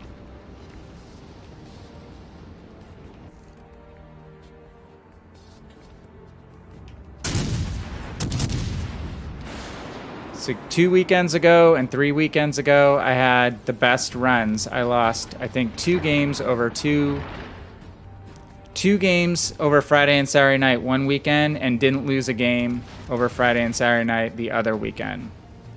So I knew that was going to even out, and soon. Oh yeah, the Black Prince is one that I just remember. But you had to play through that to get the Conqueror. So crappy, your teams have been bad. You know, it's obviously it's a thing, but I just have not been having a ton of luck. Let's be thankful. Let's hope no one is to my right. It's gonna T-bone me while I'm working on this Dallas.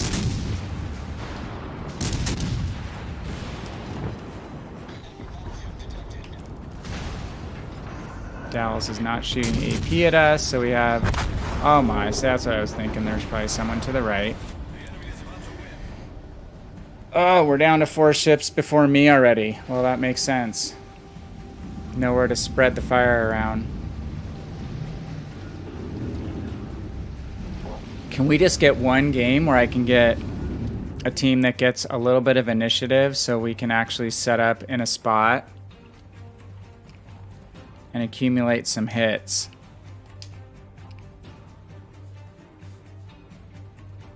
Because we also need to win 10 battles or earn 2 medals in one battle. So 2 heroic medals, I believe. All right. Let's attempt to take out Baltimore. Let's do Cleveland for Cleve. Cleveland is still not even close to upgraded. Let's do double. Okay. Need just one team where we can get initiative so I can sit in somewhere.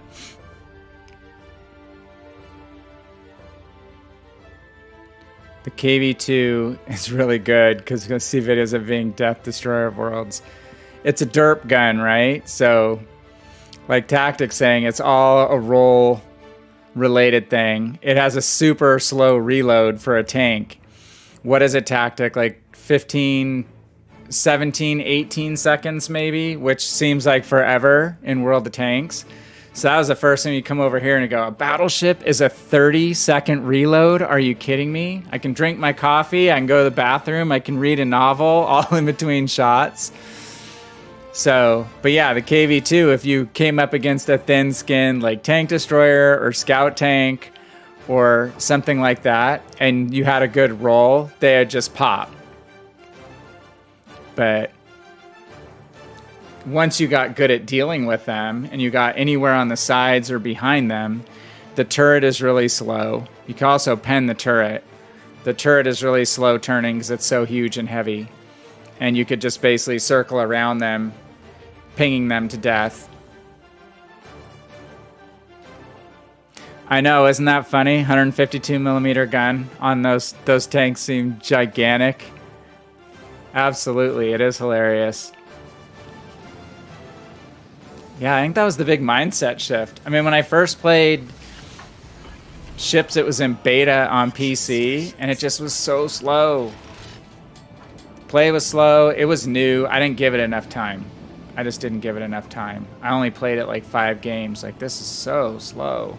And to Tactics' point, it was like used to just being hyperactive the whole game. Even in a heavy tank, you're rocking back and forth. You're never really sitting still once you're in your corner position. Only thing that's sitting still is a scout tank in a bush. Anything else, if you're a medium tank or anything else, you're poking over ridges, trying to get visibility, but keeping moving your top of your turret, so you would bounce shells because you're juking a lot. God.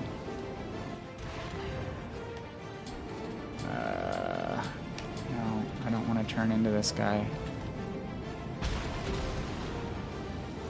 Okay.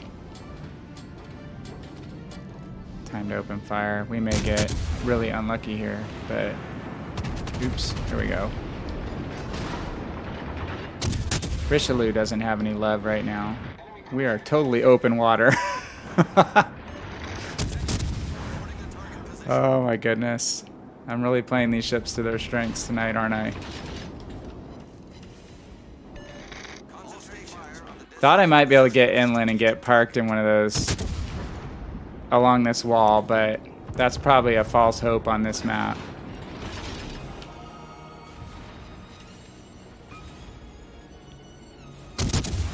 One shot in on the Benson. Richelieu probably still has us dialed up here. Now we've got Iowa.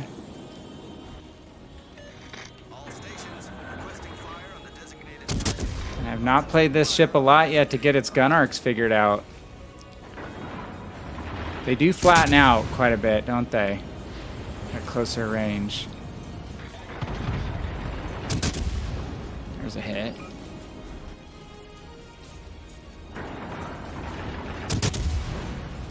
I played Cleveland most when it was a tier 6 on PC. I was grinding it quite a bit a few months ago. It's not a fun tier 8 on PC. It is not a fun tier 8 ship. I think its range is worse than on Legends. Going up against tier 10 ships in this boat is not fun.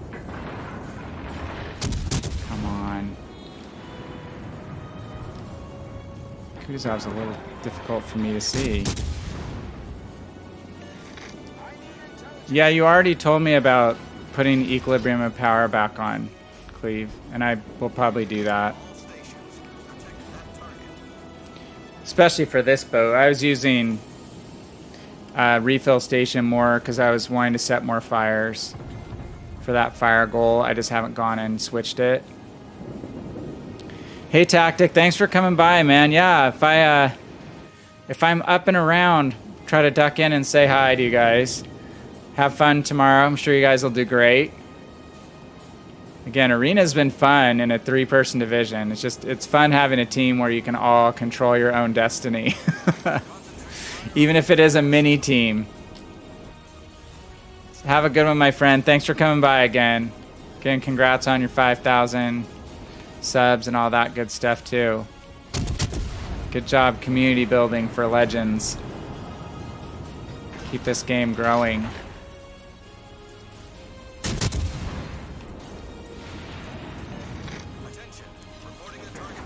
We see the Richie. Let's keep working on him.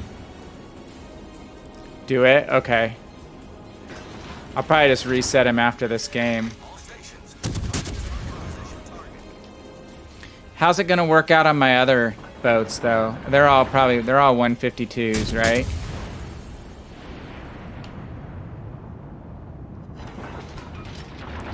Because it wasn't the penetration mechanic didn't change. It was just the fire penalty. I was using nothing but EOP for quite a while.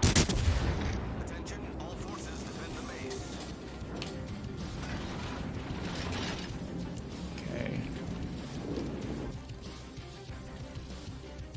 All right.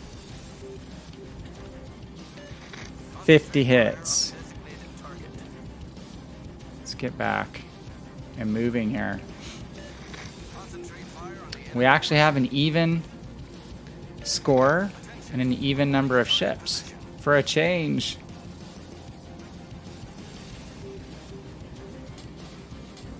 I'm mashing my left sticks, that's why we're not moving. Okay, yeah, we're gonna do that now. 1/5 pen. I think I knew that. I don't have every single statistic memorized, but I think I have most of the like overpen mechanics and stuff pretty familiar with. Is it the Germans that get a slightly better ratio? Concentrate fire on the enemy warship. Okay, he's backing up again now, the Richie. We're just short of him.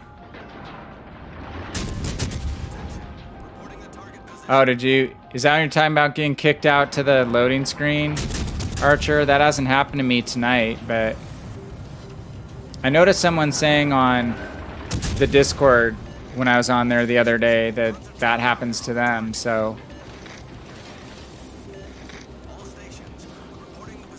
Okay, 1/4. That's what I thought.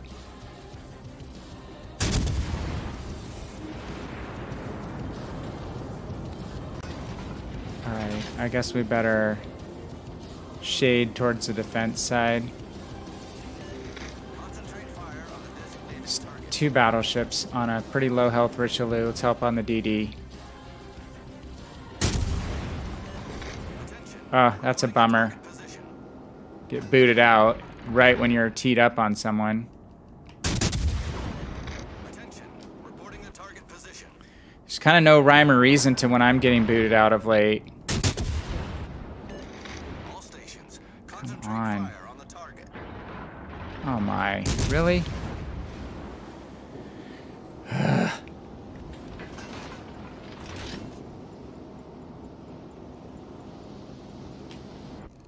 Okay. I need to practice with these guns, Cleve.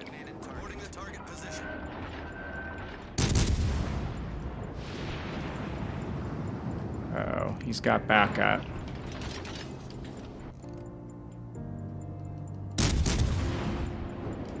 I mean, the arcs are noticeably lower, but still not low.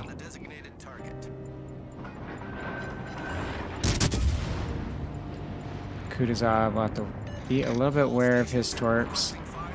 Should be switching to AP, but I think we can get him out, hopefully. If we can actually aim. Come on, that didn't seem like it'd be that low. Oh, Colorado. I like seeing a Colorado. This is kind of what we wanted, where we could push for some additional damage and hits at endgame. These battleships still don't have the Richelieu out. Maybe we can duck behind the Kutuzov smoke.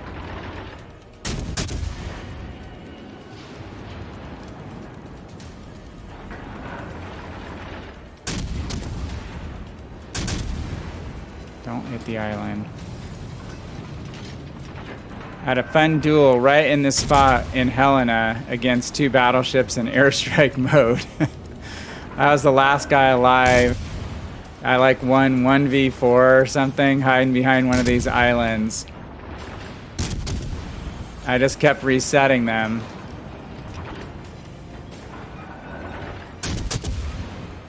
Why our two battleships could not wear down this Richelieu a little bit more?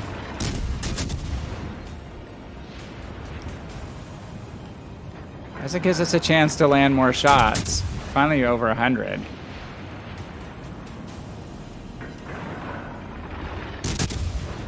Where's our Colorado friend? Oh, he's close. He's not even aiming at us.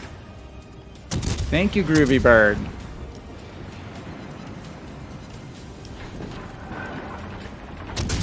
We're breaking a lot of shells. Need to aim a little higher.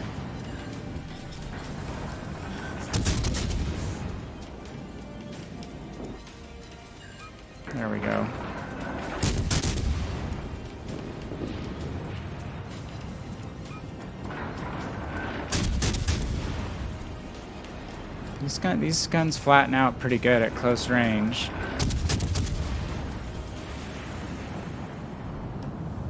Okay, so yeah, I think that EOP would definitely help. Let's switch that up. So Cleve, you're noting, okay, the pen amounts.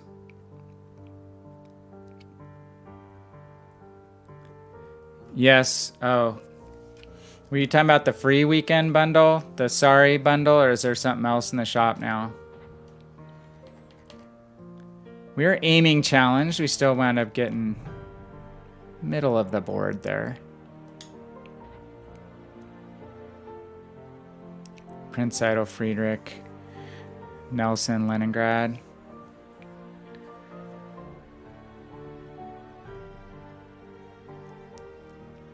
Oh, okay. That kind of bundle.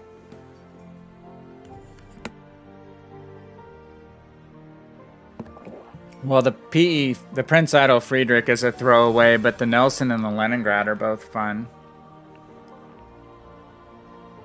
Reddit is still gonna complain. Leningrad's fun, Monk. I don't know if I have Leningrad on PC. I'm even good at the Leningrad. I like kind of the run and gun. Only wonky thing about her is her middle turret. It has like kind of a, I don't know if it's the middle or the second turret, has a little bit of an obscured firing angle due to one of the superstructure elements, but it's definitely workable. And I think she have longer range torpedoes.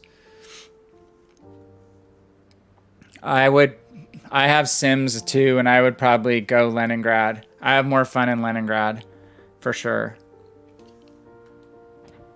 I'm just trying to remember if she has the longer torpedoes than like Minsk. I think she does. I want to say she's got 8-kilometer torpedoes too. Like a... Okay. So, I mean, if there were like Arena at tier 6 and she were a tier 6, I would say Leningrad would be a pretty good ship in a mode like that. Obviously the detectability is not quite as good, but you can run and gun in her, and 8-kilometer torpedoes obviously are a lot more workable than 4-kilometer for self-defense purposes. All right, in Cleve's honor, let's go in on Norman. I don't want to get disowned. And Cleve wants me to switch this over to fully packed. You have 539 promo orders. Crappy. How many do I have? I don't even know. I guess I can't see on him because he's done. I should level him up. Gotta play him so much.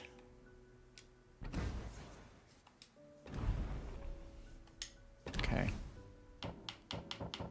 Where's a lower ranking dude? Whoops. Gotta switch him back. Yeah, I have 387. I haven't been leveling up a lot of dudes lately. Let's not leave him in here by mistake. Come on. Assign commander.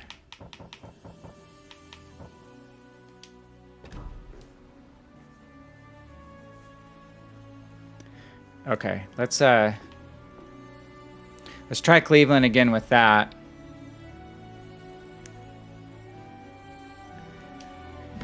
So yeah, I could see that would help a lot because I was getting quite a few shells breaking. So if you're not familiar with the equilibrium of power, for your HE shells, it increases your HE shell penetration. So if you're, in general, in a cruiser, not shooting high enough into the superstructure at a battleship, your shells are going to break on the armor belt. So it allows you to pen a lot more of the superstructure elements of a battleship. And if you're up really close to a cruiser, you might get more even hull penetrations of a cruiser with EOP, equilibrium power, and then obviously destroyers are going to pretty much wreck anyway with HE. But so you're getting more alpha strike, more damage from the shell actually exploding on the ship at the expense of a 50% haircut or cut in your chance of setting fires. At least that's what they said when they made the change.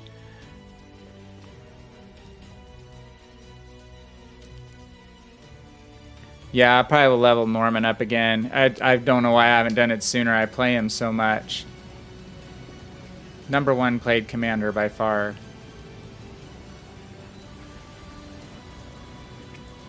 And in case you haven't read the bio, Norman Scott's pretty interesting bio. I want to say he went down on the Atlanta. Atlanta was his flagship at the time. And it had to be, you guys would know, one of the battles around Guadalcanal, right? Savo Island or something, one of those. He went down with the ship, got the Medal of Honor posthumously.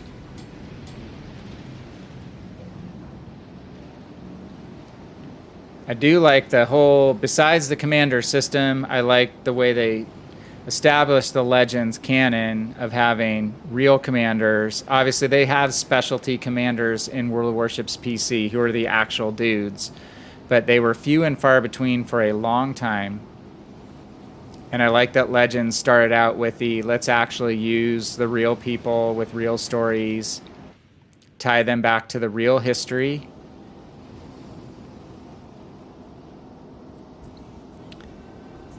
Something that the other thing that I really like they've done well. At one point they said there'd be no paper ships either in this game. Come on, guys, why do I get the teams that no one goes see? Okay. Unless I have Archer. Archer will be out there in his Udachi for me every time, and it works pretty damn well for us. Holy crap, man. Yeah, we lost a lot of cruisers around Guadalcanal, and we lost even cruisers to friendly fire in that area, right?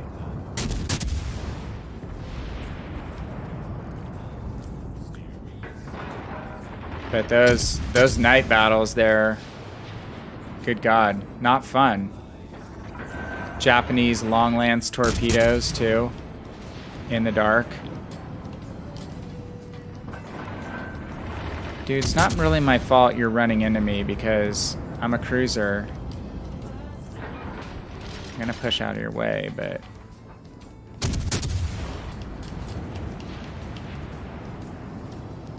I want to say that's what happened to Atlanta. I want to say that's what happened to Helena.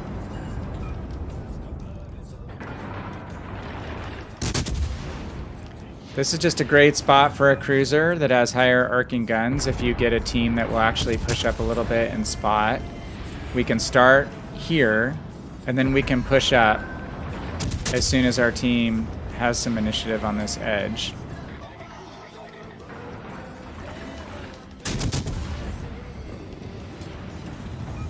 So yeah, that definitely is increasing my rate of pens. Cleave. Let's see there on that salvo. Yeah, 8.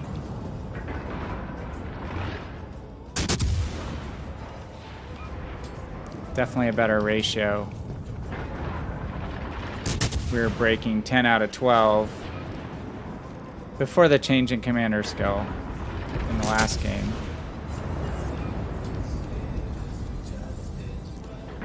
Man, if there's HE spammers behind an island, so again, you can cry about it, and you can get really upset as a battleship player, or maybe you can just take a different route that just doesn't go right back in front of my guns like this guy's doing. I mean, when I play battleships, I'm hyper aware of where a high velocity or high rate of fire cruiser might set up, or a high rate of fire destroyer like an Akazuki might be, especially if you're in something like a French battleship with very thin superstructure armor that just gets wrecked by HE. How did we miss that? So, I mean, these guys are just continuing to come in where they're easy pickings to continue to hit and set on fire.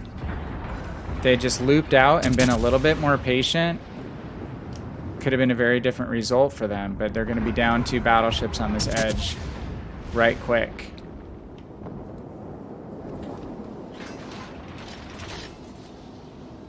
Okay, now we can push. Yeah, it's just... It's that kind of play that gives, you know, battleship players the fits with regard to cruisers, but you're not required to push in like that. And not only come in once for one pass, but then loop around and come in and just basically expose the other side of your ship. Now we got a Colorado sitting broadside out here doing the same thing. At least he's a little further out. But instead of having 3 battleships to work as a unit, now he's alone. So he's going to be flambéed here pretty soon. Okay, we're just going to watch his smoke. See what direction he's going. Smoke is starting to blow towards the front of the ship. So he is going backwards now. Colorado can't build much of a wake on the stern because it goes so damn slow. Now you can see a little bit of white water at the stern.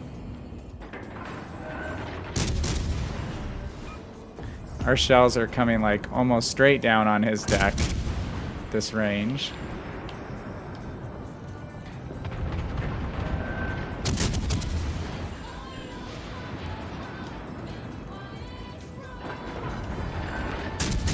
Okay. We'll just keep pushing him.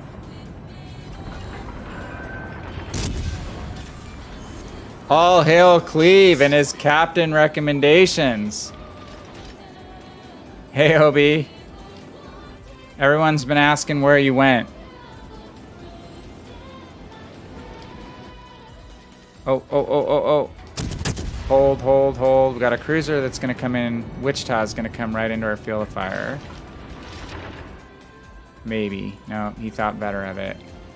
Okay, let's come back central.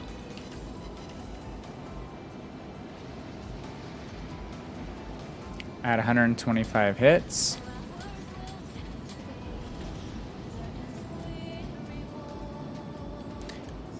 So Cleve, are you using a propulsion module or rudder shift on like Cleveland? Baltimore I have propulsion. I'm wondering if I have that on here too. Yeah, well we've been just kind of loading in when we're ready. Might do some countdowns. I just got to try to make up some of this ground so we can get unshackled for tomorrow night.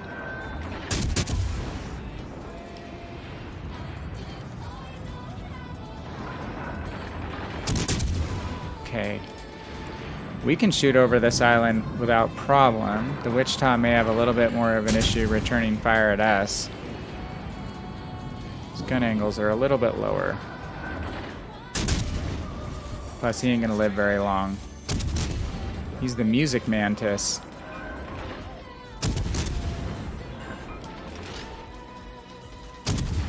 Throw on the brakes. Come on, Bobby.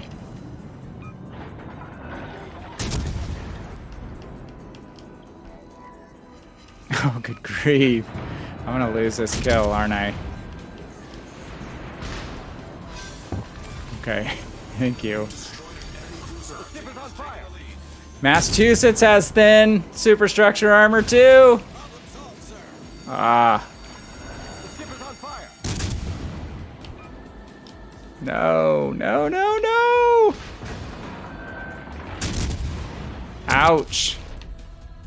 Let's get unspotted. Whose plane is spotting me? Okay, that's what we want. We lost our spot though.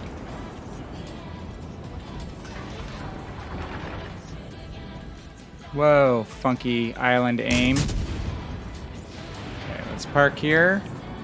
No one has a plane, hopefully, for a few seconds here. Get some unreturned fire. Gonna go get some food. Late night snack for you growing boys.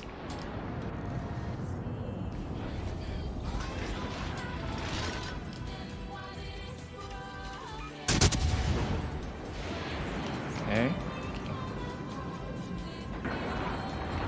I guess with the Cleveland, right? Cleveland and EEOP tip. EEOP. Why do I keep thinking EEOC? I have like HR and IT regulations on the brain right now.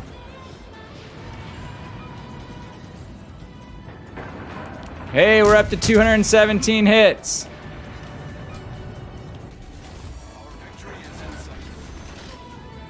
Okay.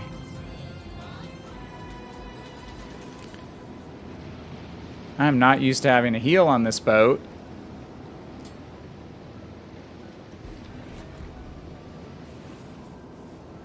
What do they say? You have to grow a little bit of a thicker superstructure in life, right? Oh, Obi, so it begins. So it begins.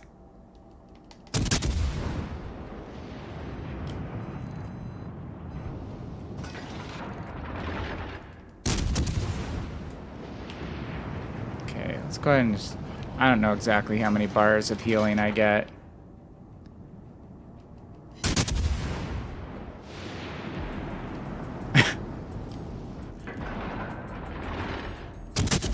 Be careful, Obi.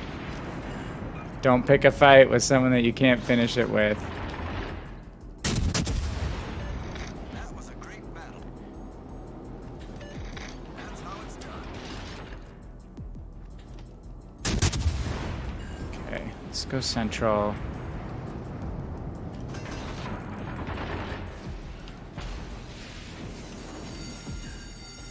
The ship is on See if we can break detection.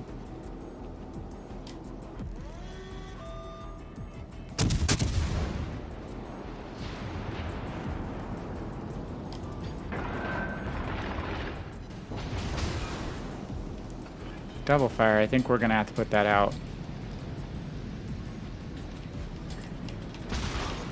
Say, don't you get a fire? This island does not conceal you for crap. You think this pagoda here would do a better job?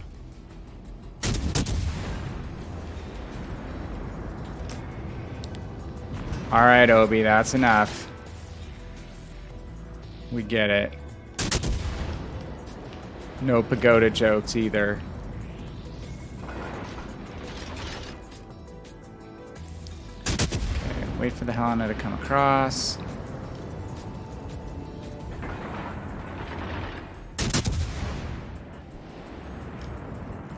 We'll grab the cap, but we don't need XP right now. We need just main battery hits. This game is almost over.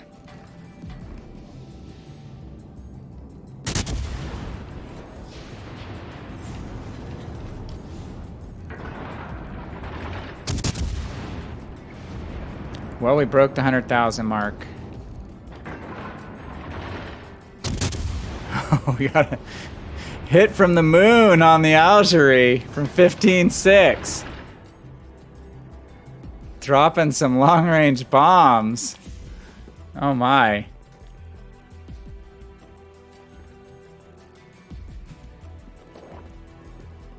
Alright, I'll be right back. I need to grab my other coffee really quick. 2 seconds.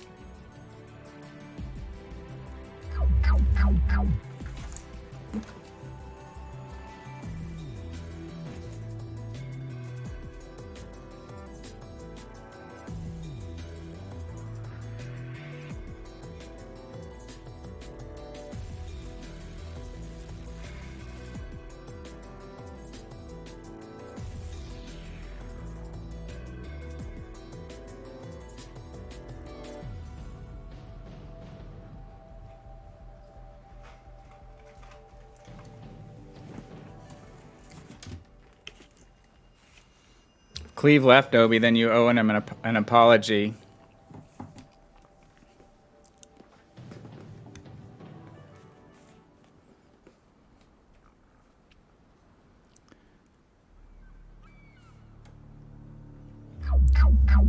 Alright, so where are we at progress-wise? We're 3 of 10 wins. Made it to the top 2, 3 out of 5 times. So I'm getting some good finishes, even though our teams were not doing awesome. And we've made it to 907 out of 1,500. Not bad. Let's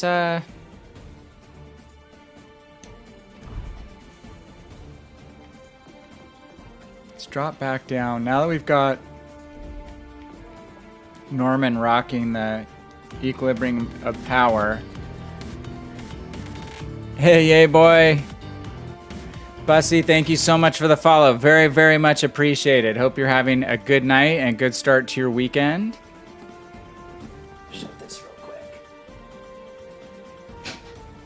We're just trying to finish off Shakedown missions for the week. So let us know what you're working on if you want to. We're basically main battery hits, some wins, or if we get two heroic medals in one battle, if I could speak, and our 5 battles, top 2 XP placements on our team. We've got a couple of those knocked out, so trying to get work through this, so maybe and hopefully we can play some arena again tomorrow night. Okay, let's jump back in. Let's try Helena again.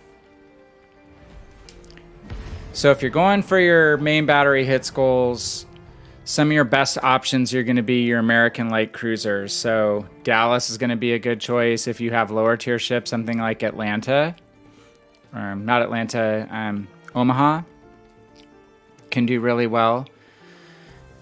Any of the American light cruiser line. It's pretty much the highest rate of fire line outside of maybe the British light cruiser line. But I just like the versatility of having both HE and AP. Oh, another UK viewer. Thank you so much. Awesome. We have a good contingent from the UK. So welcome to you.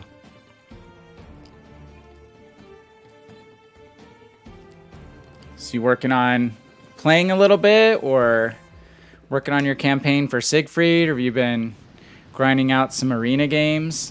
I know we have a few people who've been in and out of chat tonight who are actually going for the 1% in arena mode, which I think is insane.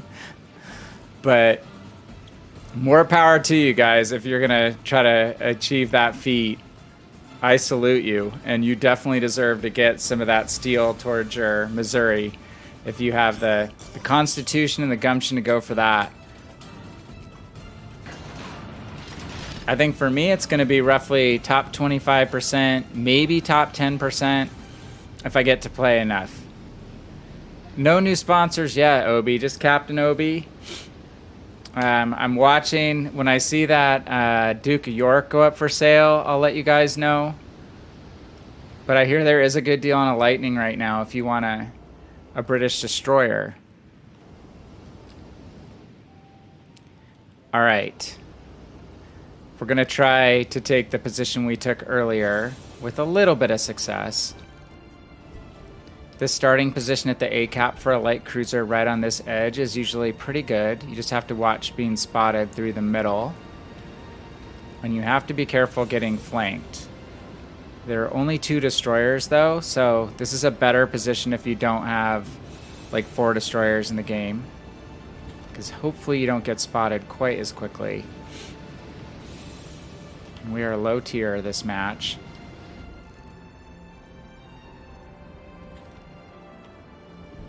Is that an Iowa rocking the Union Jack camo? That Union Jack camo is cool. Have it on PC. Bunch of them from a British event. It's one of my favorite camos that's an expendable camo. Alright, we're going to poke the edge right here.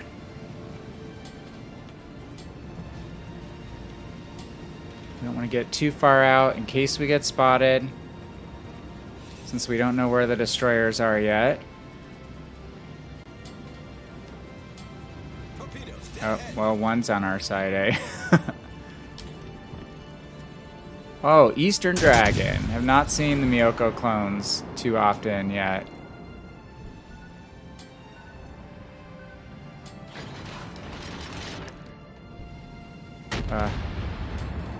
Wagon is living a little dangerous.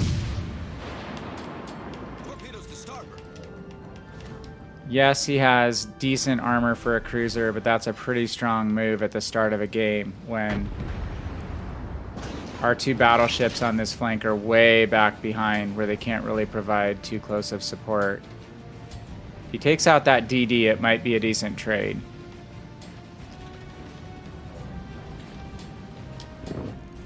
Torpedoes, direct front. Okay, opposing Cleveland. Akatsuki, a lot of torpedoes coming through that gap. Holy crap. Torpedoes, dead ahead. Dude, I want to push up and help you, but I don't want to get completely skewered by this Cleveland coming through. And I know he has backup. The Eugen should be able to handle a destroyer if he can get his guns on him, though. Ooh, Cleveland took some fire.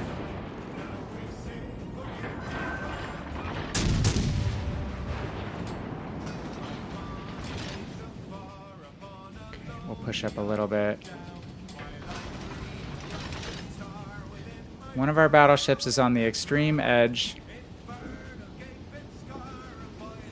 It looks like their battleships have rotated out of the back of A to B, so with the Cleveland's low health, he's not going to be able to afford to keep shooting.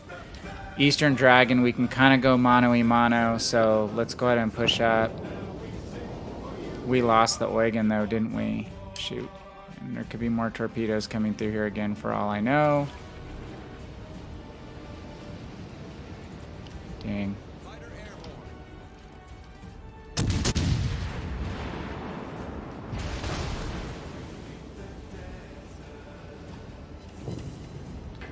Turn out. Try to not hit the island. Slow down a little bit.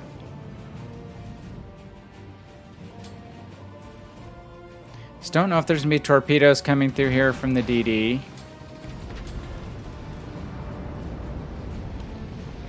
I thought our battleship on that side might be pushing a little bit, but I don't want to go it alone.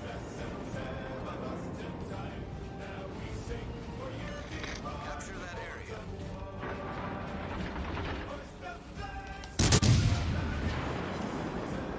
Gotta fire. Decisions here.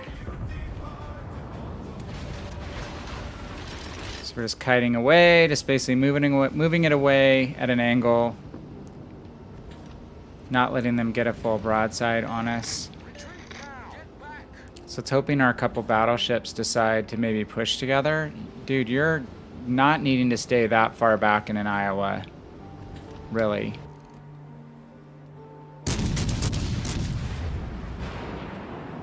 Question is, where is that?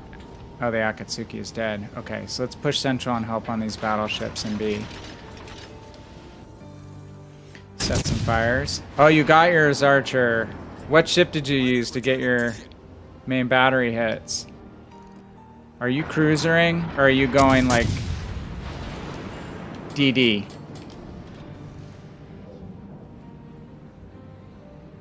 I know you have a Cleveland. Marblehead, that's not a bad choice. Yeah, it said Omaha, but you can definitely run Marblehead if you've got Marblehead.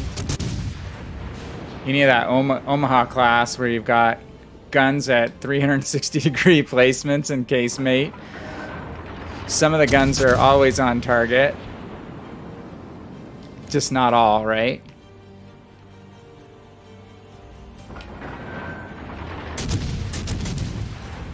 Okay, we're accumulating a few more hits here.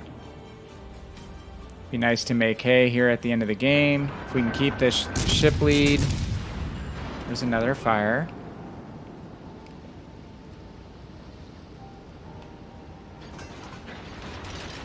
And the rest of their ships are kind of running back line, it looks like. This guy is... Ooh, is he in range? No, not quite.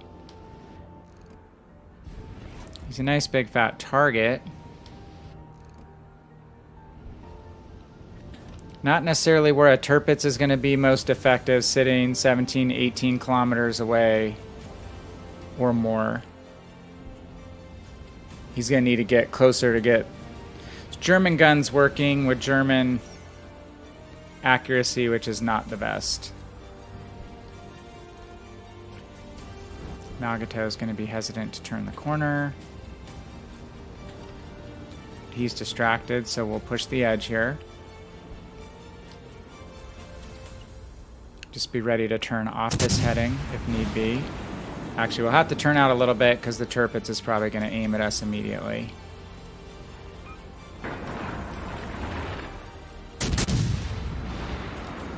Our goal will be to get the Nagato out quickly and then be able to turn on those guys in the back.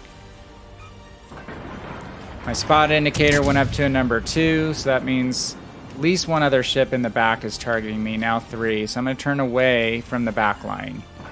Just show them my butt. Got me a little bit. I don't have a heal in this boat. And turn away now from the Nagato. Give him a skinny angle. And we make him miss. And we stole the kill. Well, I don't know if we stole it. We were working on him too. Alright. Oh, good grief. Okay. It's tightened up score-wise. Except we have 3 caps. So I don't want to be completely goofy and just go charge this Tirpitz in the middle. Because with 3 caps...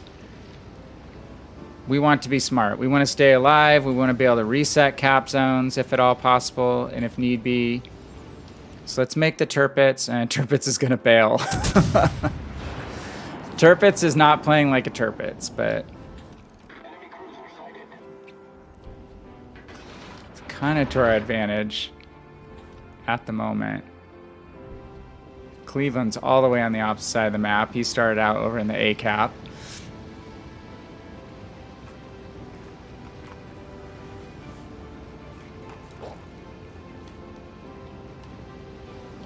We'll just come around through the island and push north. Hey, Samuel. How are you? So I'm missing the chat. So used Cleveland a couple times. Just kept ending up on awful teams. Entering a photography exhibition. Just waiting on Prince to arrive. Awesome, man. That's very cool. Where is it going to be? And will they post... do the exhibitions now post online, too? I'd imagine they have to, right? Or they don't have to, but probably do.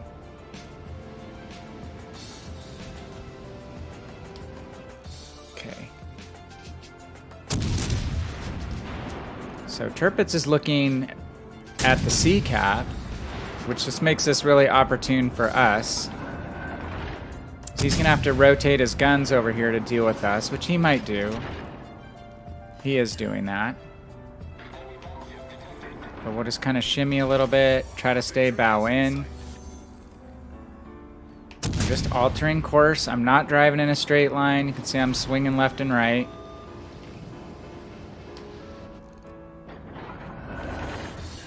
We control him a little bit by looking like we're going to turn sideways and then turning into him. He's going to lose detection going behind the island.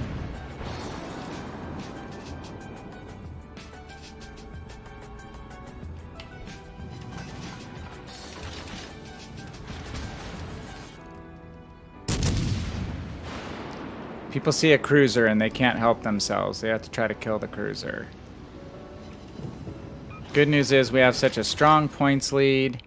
They don't have any destroyers left. It would be really hard for them to win this game as long as at least one of us stays alive.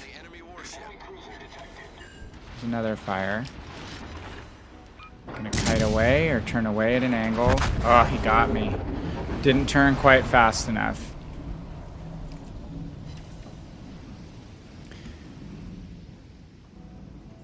Managed 125 main battery hits.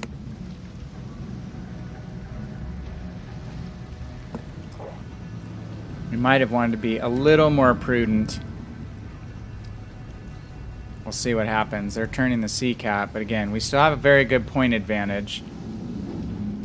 As long as our team doesn't YOLO these guys, we should be fine. You're not burning the late night oil tonight, Samuel? I guess it's late enough, huh?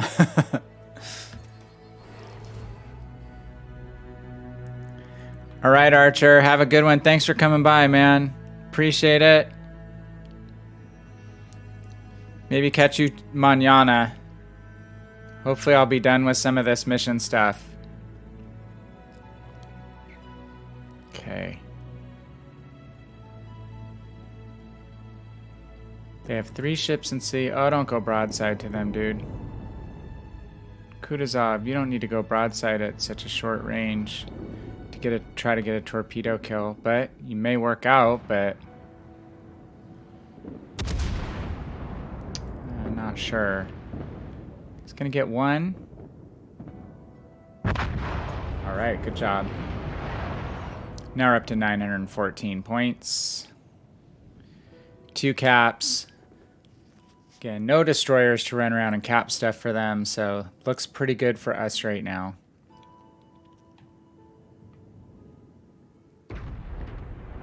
Kutuzov, just turn and get behind this island, maybe. Yep, or use that island to screen yourself out.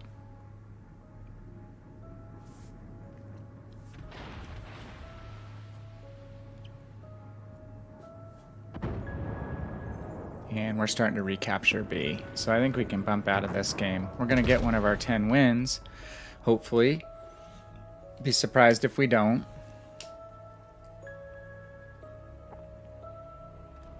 Let's jump back to another Cleveland game.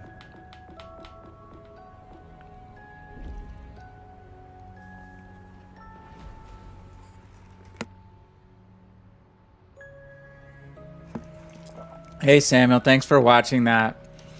I did put out a video on cruisers onto YouTube. I realized cruisers are not the most popular type of ship. So I think part of that is because they're not the easiest ships to play. So try to give you some examples of how to use kiting to prolong the life of your cruiser and at the same time win some pretty miraculous 1v1 battles or even 1v2 battles that you wouldn't think you could win until after they're over. If you use proper angling and techniques to keep your cruiser alive as long as possible, then you can take advantage of the rate of fire that they have. So thank you. I appreciate that very much. I don't know how many people will watch it just because it is cruisers, but I have this odd feeling that I can actually help more people learn and enjoy cruisers over time. So that's kind of one of my closet goals with regard to YouTube. So all right, Obi, I'm going to count down real quick. Ready? 3, 2, 1, and go.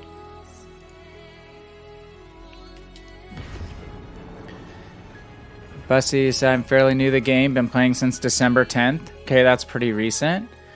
All nations. Tech tree on all destroyers, cruisers, and battleships. All at tier 5. Wow, that's a lot of progress. You must have played a few games. Highest tech tree ships being the York and the Gneisenau. Completed the Mamie campaign. Awesome. Bought out Siegfried. Get a head start on steel. That is a better move to do that than to try to play the 1% arena mode steel.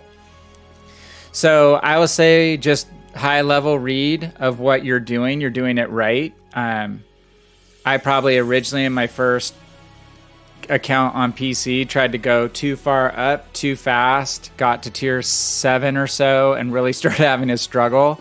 So I at that point backed down and started doing what you're doing, playing more lines up to say tier 5 to find out which nations I like the best and what classes or types of ship I like the best. Some people say don't say class because a class is a type of cruiser, you know, Baltimore class versus a Brooklyn class, for instance. So type of ship, destroyer, cruiser, battleship.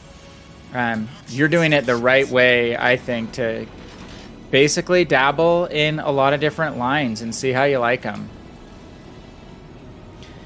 And you'll find that certain ships are odd ducks. Like the Gneisenau is a really tough step down from Bayern. Honestly, like Bayern is one of my favorite ships in the game. Gneisenau is a lot harder to play, especially when she's stock. But if you wind up at some point getting like the chance to get the Scharnhorst I love, and the Scharnhorst is a sister ship to the Gneisenau, but Scharnhorst guns, the caliber isn't as big, but they are more accurate, they fire faster, and you've got 9 guns instead of 6, which makes a lot of difference. So Scharnhorst's a really good cruiser killer. So, and you know, both those ships play as kind of a mix between a cruiser and a battleship, given that they're somewhat battle cruiser style vessels and have torpedoes and stuff like that too. So playing Scharnhorst is really what got me into playing more cruisers, because I had played a ton of battleships, and then Scharn is really what got me into branching over to the cruiser side of life. Who is spotting me? Must be someone over here. Oh, we got a DD way out there on the edge. We're gonna try to go dark. Oh God, I don't want to be sticking out here. Okay. I must not have the propulsion module on this. I must have the rudder shift. Look how long it's taking to get back tucked in. So anyway, I think you're doing it right.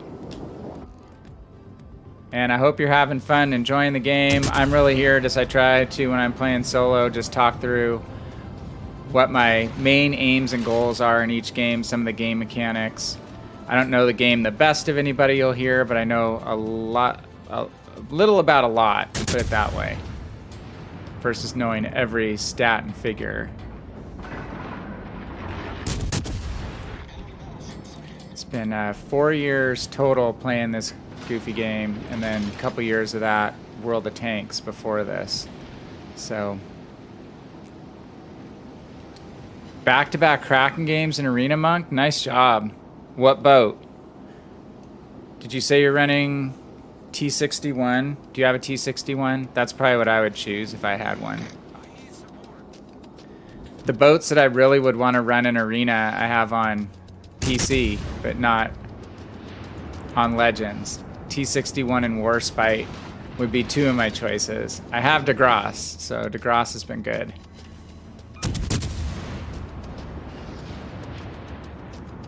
Oh, New Orleans, how did you see me over here? I think you were paying attention to this side. Where's the island? Okay, we can turn in a little. Okay.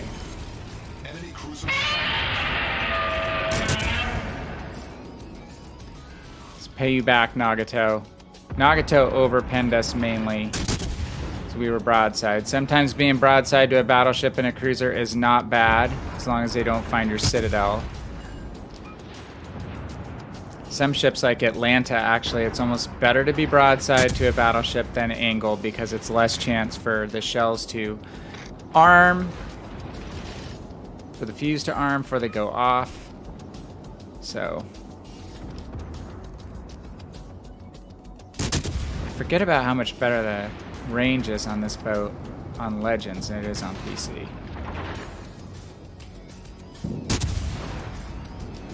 I'm abusing some Nagatos lately in cruisers. Our other Cleveland collected an Arsonist already. Excellent. Yeah, if you're new to the stream too, this map looks really yellow because I do run in colorblind mode, so some of the folks who visit regularly call this the mustard map. Okay, the Vlad is, we're watching his turrets as well as my spotted icon. When a number pops up next to the eyeball, I run either Ingenious or Armed and Ready on all my cruiser commanders, just so I can tell if I'm being targeted by enemy ships or by torpedoes. Right now, we have no spot indicator, so we're good. We're behind the island. But now with it back, once a number appears next to it, we know we're being targeted, so we know we need to start taking some evasive action.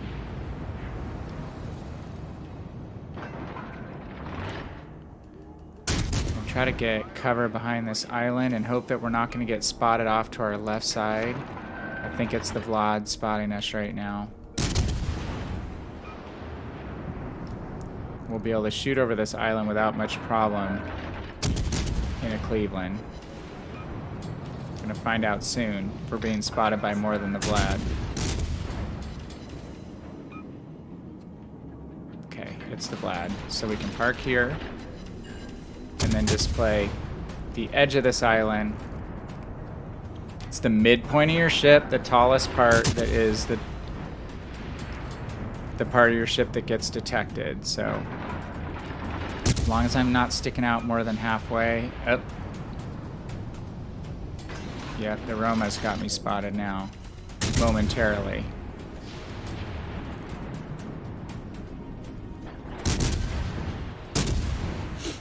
Gneisenau is a poor ship. Yeah, it's... Some people really like Gneisenau, but not my favorite. Scharnhorst just beats it hands down in so many ways, in my opinion. You've been collecting some premiums? Okay, cool, you have Scharnhorst. So, yeah, I'd hate you to not like that line because of the Gneisenau. It's like every line, well, especially on the PC side of the game with 10 tiers, has a ship that just doesn't play like the others so much. And Gneisenau is definitely the one.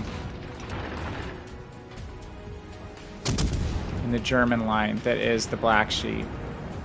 We lost a bunch of ships here.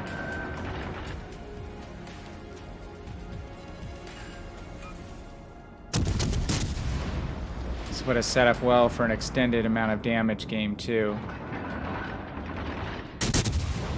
Team hadn't taken some heavy losses here. We're gonna have to get on the move because that Vladivostok's gonna be coming out from behind that island behind us, so we have no choice but to vacate. Try to take advantage of the Atlanta on the way. You know, there's a Roma over here too.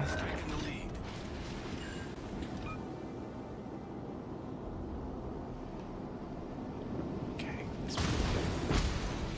Okay, that was blind fire, it seems.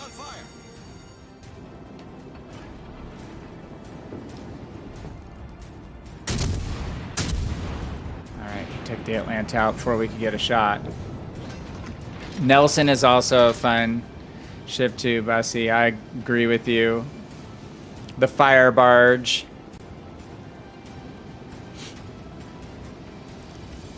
I like my cruisers for setting fire goals, but definitely can use the Nelson for that as well. Okay, so now we have a decision.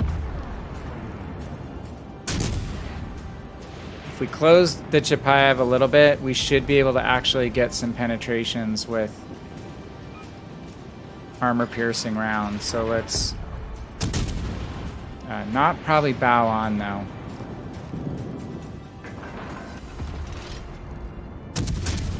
We're gonna have to be careful of torpedoes at close range.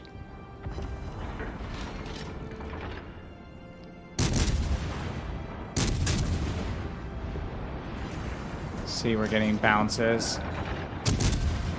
I'm gonna switch to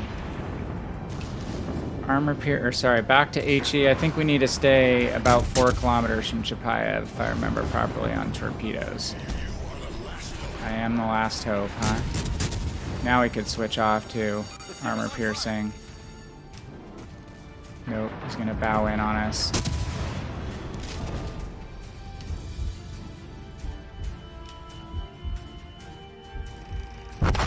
He was able to get AP on our sides. We just didn't have the angle. Couldn't turn out to our left because that island was there. We needed our ship to our right to live a little bit longer. So catch up here. So like the premiums, including Nelson, Sharn, Tech Tree, you have Fabuki. Pensacola is an underrated ship, so I'm glad you're appreciating the Pensacola.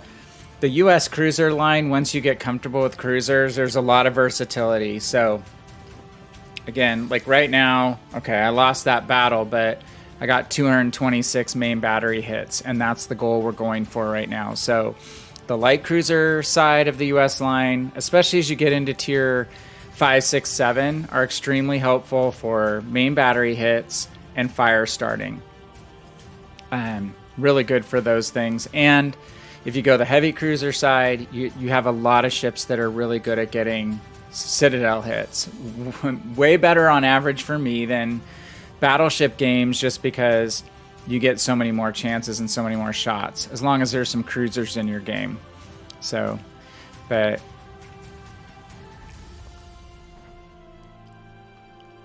the Clevelands went up at the top of the board, but we kind of got rolled there in that middle third of the game.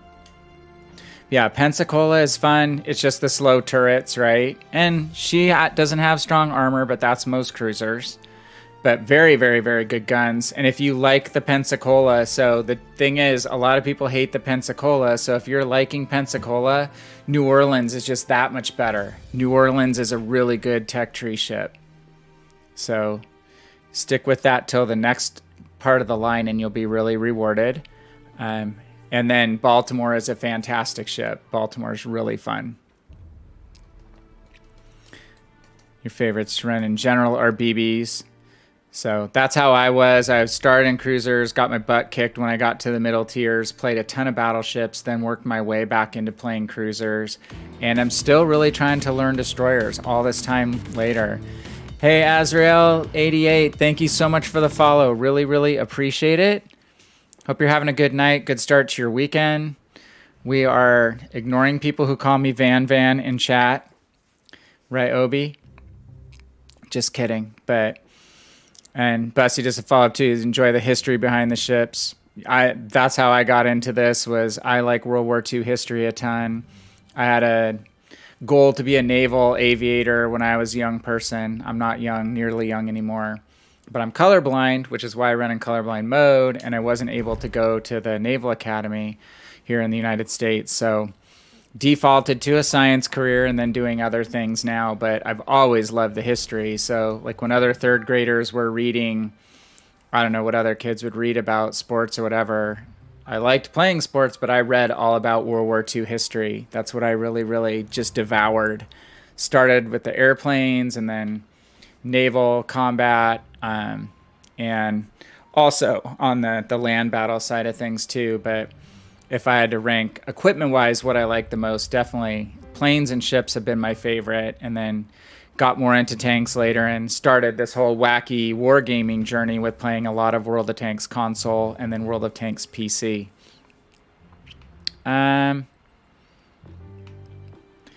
Obi, let's stick with Cleveland. It's working right now. So I'm gonna run another tier 7. Hey, High Octane, how are you, man? Good to see you. Good to see you as well.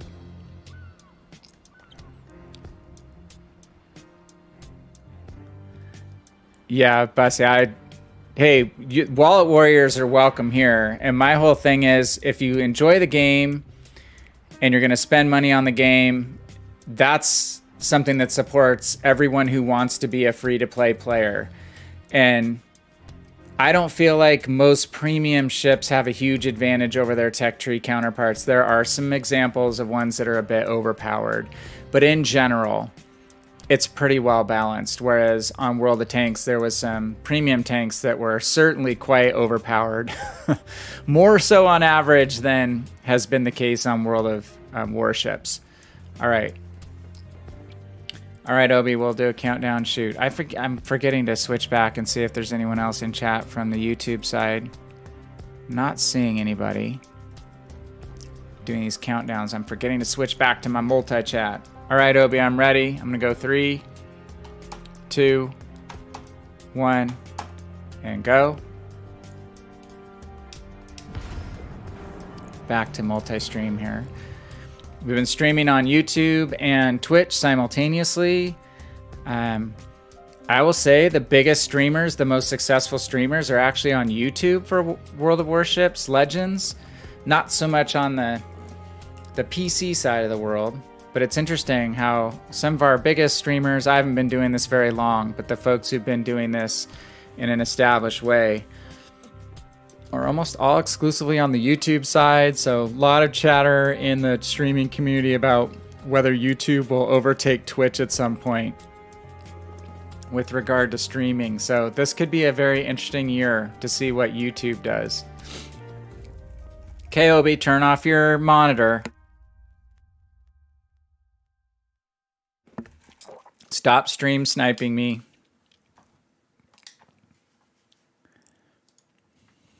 Or hang up your phone. All right. So we're tier 7, not legendary tier.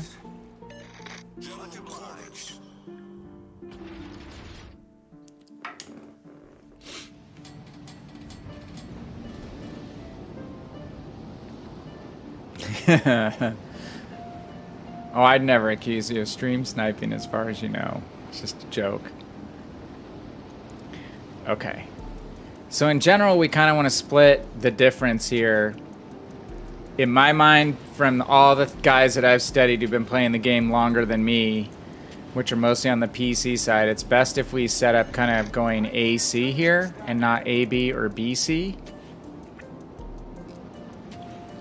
It's kind of an awkward position to get all the way across that jutting out point here, so we'll go central, but we're gonna kind of lean towards supporting A right now, the A cap. And then it's only a 1 destroyer game, so we're less likely we're gonna be running into destroyers in the middle of the map right now.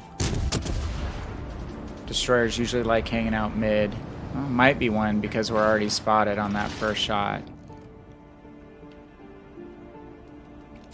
Definitely wouldn't mind getting this Kutuzov under pressure. Shoot.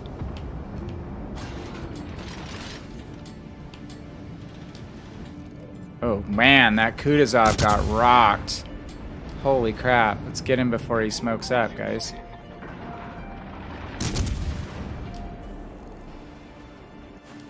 Just fell short. Oh, that is a good kill. Okay, we're gonna put the fire out since he's dead. All stations, concentrate fire on the target. Don't hit me, Leon. Not too badly. Main turret critically damaged. Leon does not have the highest gun caliber, but there is 16 barrels on that boat. I believe it's the #1 number of guns. I have Leon on PC, and I actually quite enjoy it. Okay, let's see if we can kind of take advantage of this knives now a little bit. And there is the destroyer. He's central. He's backing up. We don't see any wake at the front of the boat, so it's most likely he's in reverse. His smoke is blowing towards the bow. Okay, got at least 1 hit on him.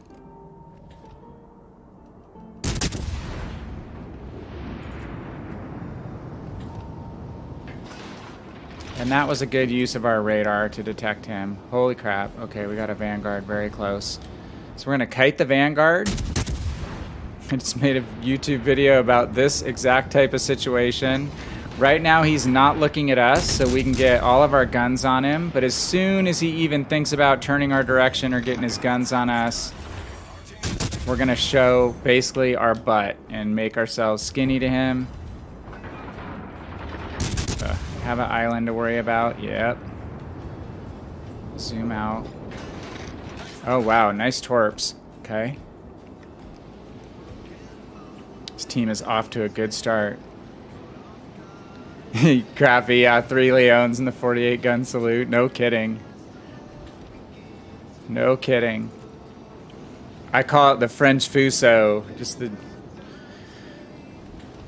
Except even more guns than the Fuso.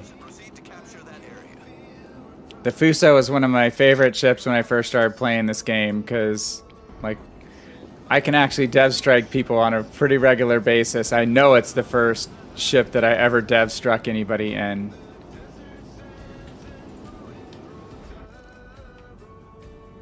I thought, this is kind of fun. I like this whole dev strike mechanic. And that's why I wound up playing a lot of Battleship for a while. Just that thrill. Obviously, cruisers are a different dynamic. It's more of a chipping away mentality.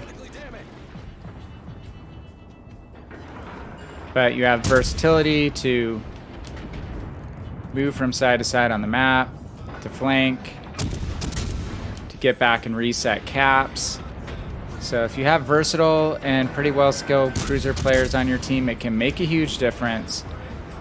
But you are a support ship. It's really hard to carry a match completely of your own accord. And that key there will just shoot at me the entire game, because that's his whole game, is to find Van Kraken and just shoot at me. And you know that's true, Obi. You know it is true. That's how it's done. He did dev strike me a couple nights ago. That's how it's done. Give credit where credit's due. But I usually find him shooting at me in every game. I owe you one. Okay, up to 53 main battery hits. Let's hold this position. The Gneisenau is going to go behind the island. And we should lose detection, yep, as soon as he does. So he's in our range for a couple salvos here. I just don't want to run straight out in front of the key.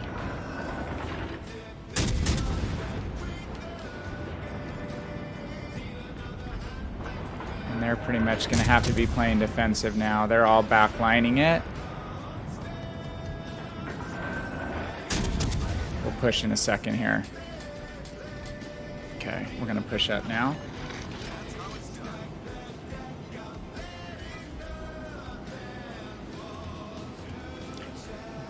Use our last heal. So, Azrael, the Ochakov. So I don't own the Ochakov. I don't know exactly how to pronounce it. I think that's close. On PC, but it's kind of her specs. So are you talking about the dates of the campaign or kind of the details? We go till what? This campaign is it February 9th? So I'm guessing she's going to be the next campaign ship. But the rundown is she's like only 8 guns, 152 millimeter guns, similar to Chapayev. Or no, Chapayev is larger caliber guns, right? I'm trying to remember. No, maybe Chappie is 152. So she's 152 caliber guns, but she only has 8. She's kind of a hull that is a little more maneuverable than some of the other Russian light cruisers, but she's a pretty low hit point boat. Just her citadel is a little bit difficult to hit because it's a really narrow hull, so you can get overpenned quite a bit. And a lot of consumables is the write-up on the PC side. She has access to a relatively longer distance but short duration radar. Her concealment is really low, like 9 kilometers on PC. So she's kind of slated to be the role as a good destroyer hunter. But very situational. I think I don't want to say it's going to be another Azima, but it's going to be a ship that probably the general cruiser population of people who dabble in cruisers but don't play cruisers exclusively will have a hard time playing or finding the exact situations to use her in. So the thing is, her damage per minute is really low because the 152 millimeter guns and the fact that there are only 8. Got another fire cell on the Leon, so let's get the Leon out. They damage controlled. Key's aiming at us. The key is aiming at us. Might hit us too, because we started turn. You can aim at someone else, Obi Swift. Now I have to burn you.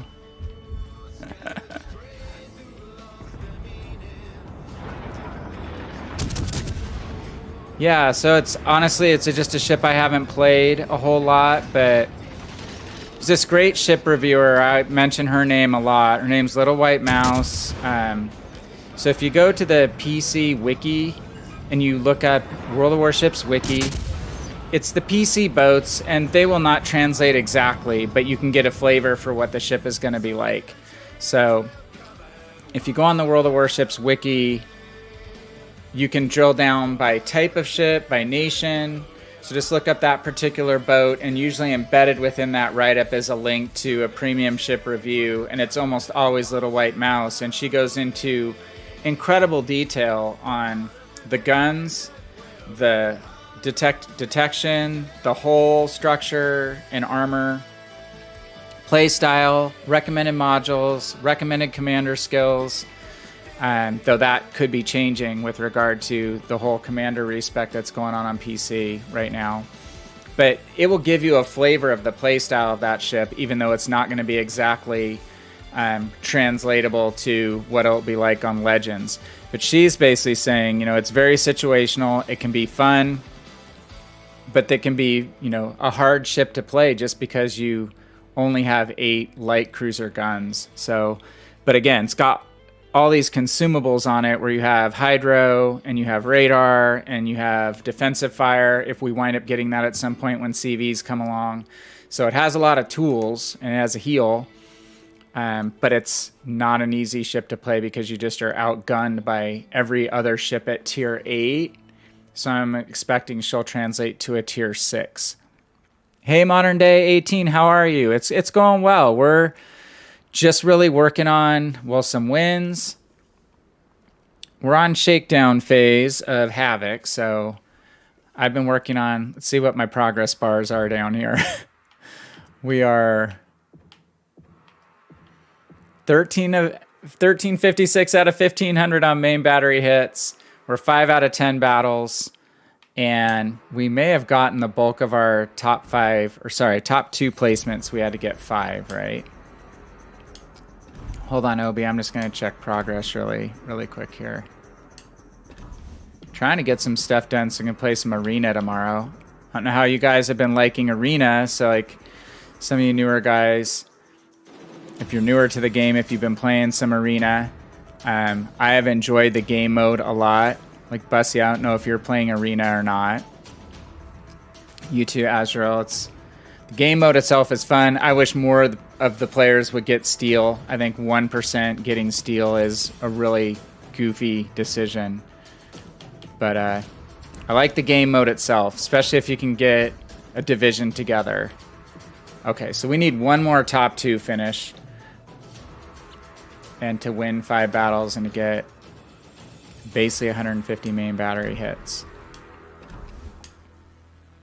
So I'm going to drop down a tier to tier 6, Obi, or anyone else who wants to count down.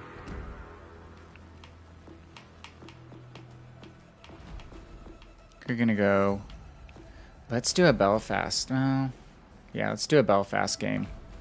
Hey, Hype Teen, how are you, man? How have you been, my friend? Things going well? Morning time for you in Norway, I assume? It's good morning. All right.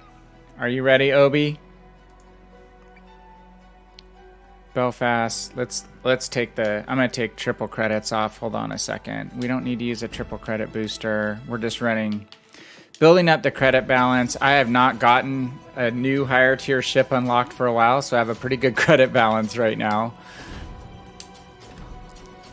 I think we've brought in another 2 million credits tonight, so we just keep chipping away. We'll be able to buy a few high tier ships and outfit them, which will be nice. Okay. All right. All right. Ready on 3, 3, 2, 1, and go.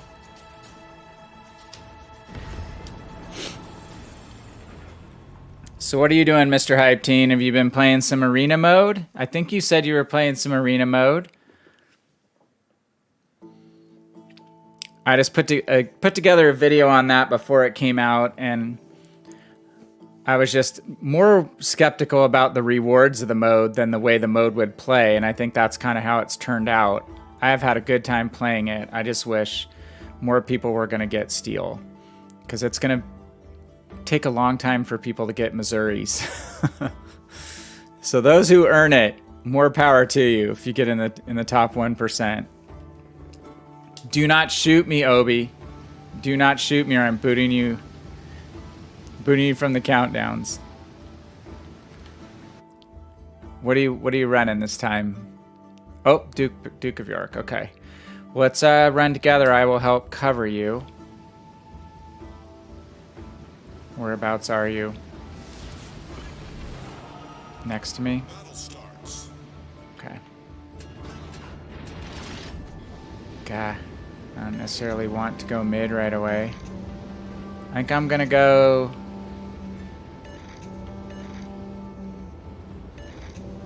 I'm gonna go support A. Wow, there's only... You're the only one of 2 battleships on our team. They only have 1 battleship. This is an odd game. Been playing more standard. Hi. In general, I've been playing more standard, but the couple times that I've got to put a session in on Arena, it's been fun. You started the horns. I can hear that.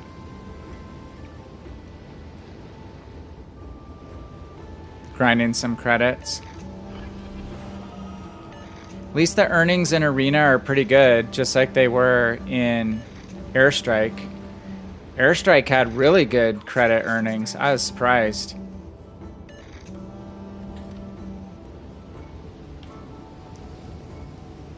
Yes, we have a horn spammer on our team. And I'm gonna admit that I know who it is. Okay. So our Mahan is just suiciding, basically. He does not need to go in this soon.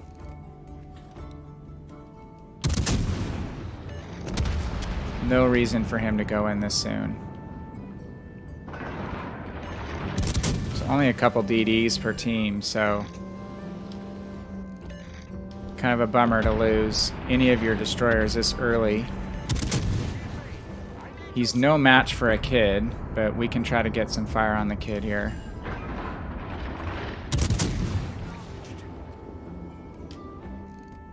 I have to turn away. I don't want that Fiji with his AP getting my side too easily.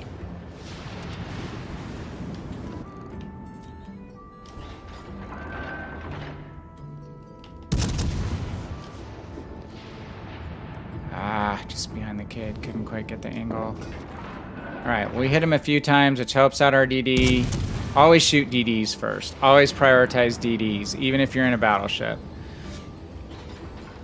And they're not more than, say, 12 kilometers away.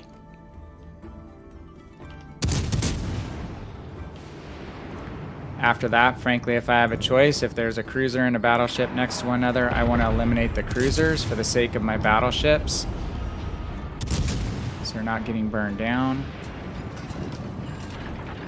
We're going to use our smoke, which is the secret weapon of Belfast, or not so secret, but...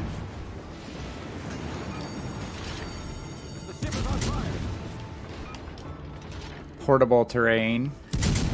Problem solved, sir. Ouch.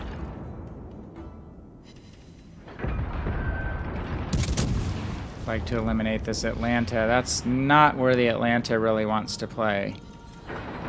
Doesn't want to play in open water right in the middle of a cap, getting focused down like that. Ah. I love that the Scharnhorst's gonna come straight in for us. If we can use our smoke as long as possible. We do have to worry about that kid somewhere though. Torping our smoke. This will be a good spot to set up and just move a little bit in our smoke, not sit in one place where we can get blind fired. Oh, you started the horns, Obi, and then it's the Arizona. It's still going. Still going. Okay, the Sharn probably would just been better just to accelerate and make a turn instead of trying to back out.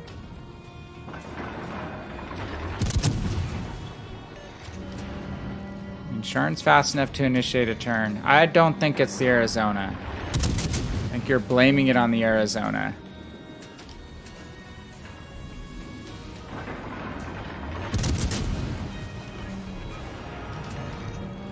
Okay, we're down to 13 seconds on our smoke, so we're just going to go ahead and move out. And up to 88 hits. Okay. So Belfast has really good tools for hunting destroyers. We have radar and we have hydro, or sonar 1. So there's the kid. We trade torpedoes for having those tools. You're almost at 2 million points, Monk. How far are you from 1%? Or are you still, are you in one? You're in the 1%, aren't you? Get insane.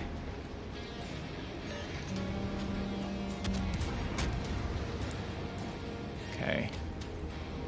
We're gonna see if we can get close enough here. Yeah, we're gonna radar. Oh, he's behind the rock. Damn. That's okay. We're close enough where he'll think that our radar is out, so we won't be able to detect him any longer, but we have Hydra up our sleeve. That is the thing about Belfast. She has both tools.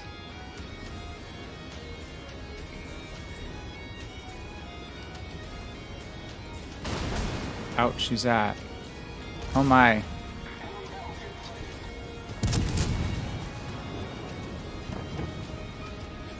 We can't go straight. We gotta execute a turnout. The Dallas was shooting HE. We're gonna switch to AP.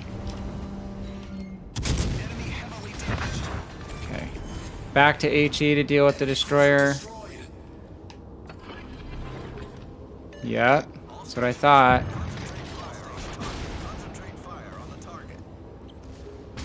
So we knew the kid was going to try to take advantage of us while we were distracted by that Dallas. So this is going to be a tight squeeze. Slow torpedoes. Try to get this lined up appropriately.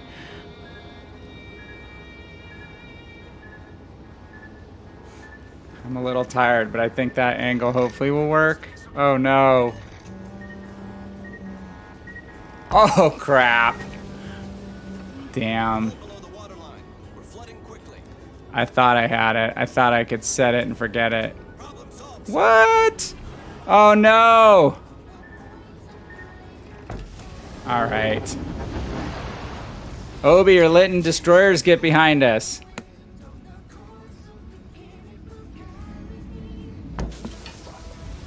No kidding. LOL is right.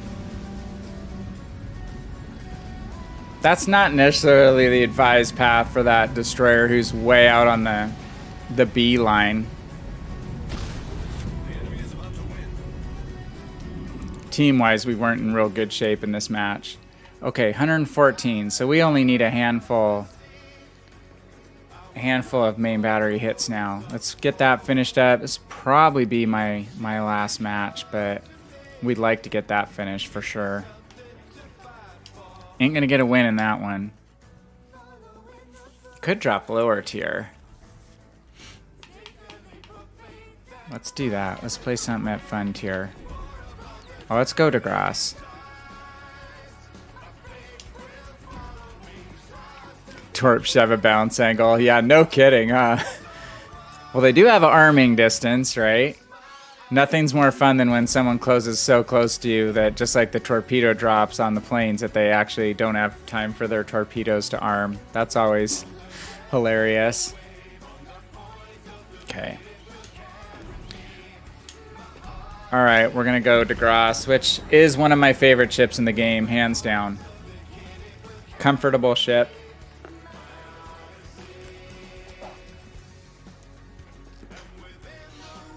Brain's a little tired. Normally my play degrades pretty significantly. That's probably one reason I just was not checking the minimap. So I don't know what the last spot for that destroyer was, but obviously I wasn't paying enough attention to track that he was getting behind us because I got pretty zoned in, which I tend to do when I get more tired on what was happening right around me, which was trying to keep track of the kid and the Dallas. Because we knew that kid was going to try to come out the corner and rush us when we were engaging the Dallas. That was not a surprise. I just probably could have turned out of that torpedo spread.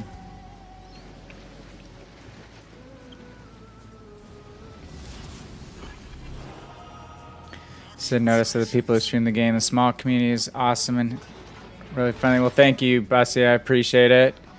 You know, I don't watch enough of the bigger streamers on Legends, honestly, to know them all that well. I watch more streamers on the PC side just because that's where I came from and there's so many more of them. But I'll just say this, I gravitate to watching the people that are instructional, supportive, try to have a good community stream versus people who just rage at their teammates and how dumb they are. I mean, it's counterproductive to me to stream that way because a lot of the players that you're upset about not playing well are newer players to the game. And to me, those are the people that are keeping the population of the game healthy.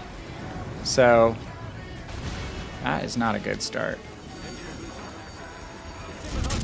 So I was one of those new players too, who had a lot of trouble.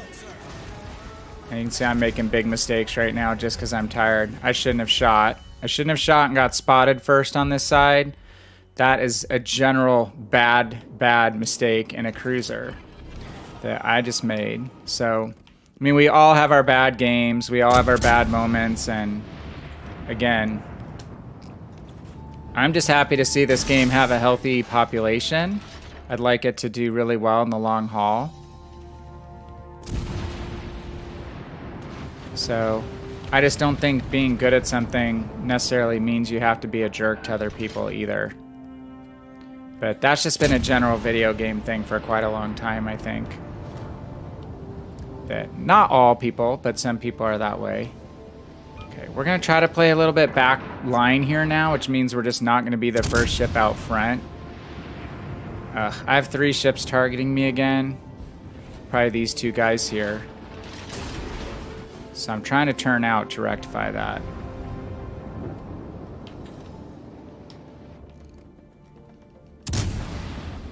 Hey, Kennedy, how are you? Akastazuki, that is the right ship, man. You're totally right. It was the Akastazuki.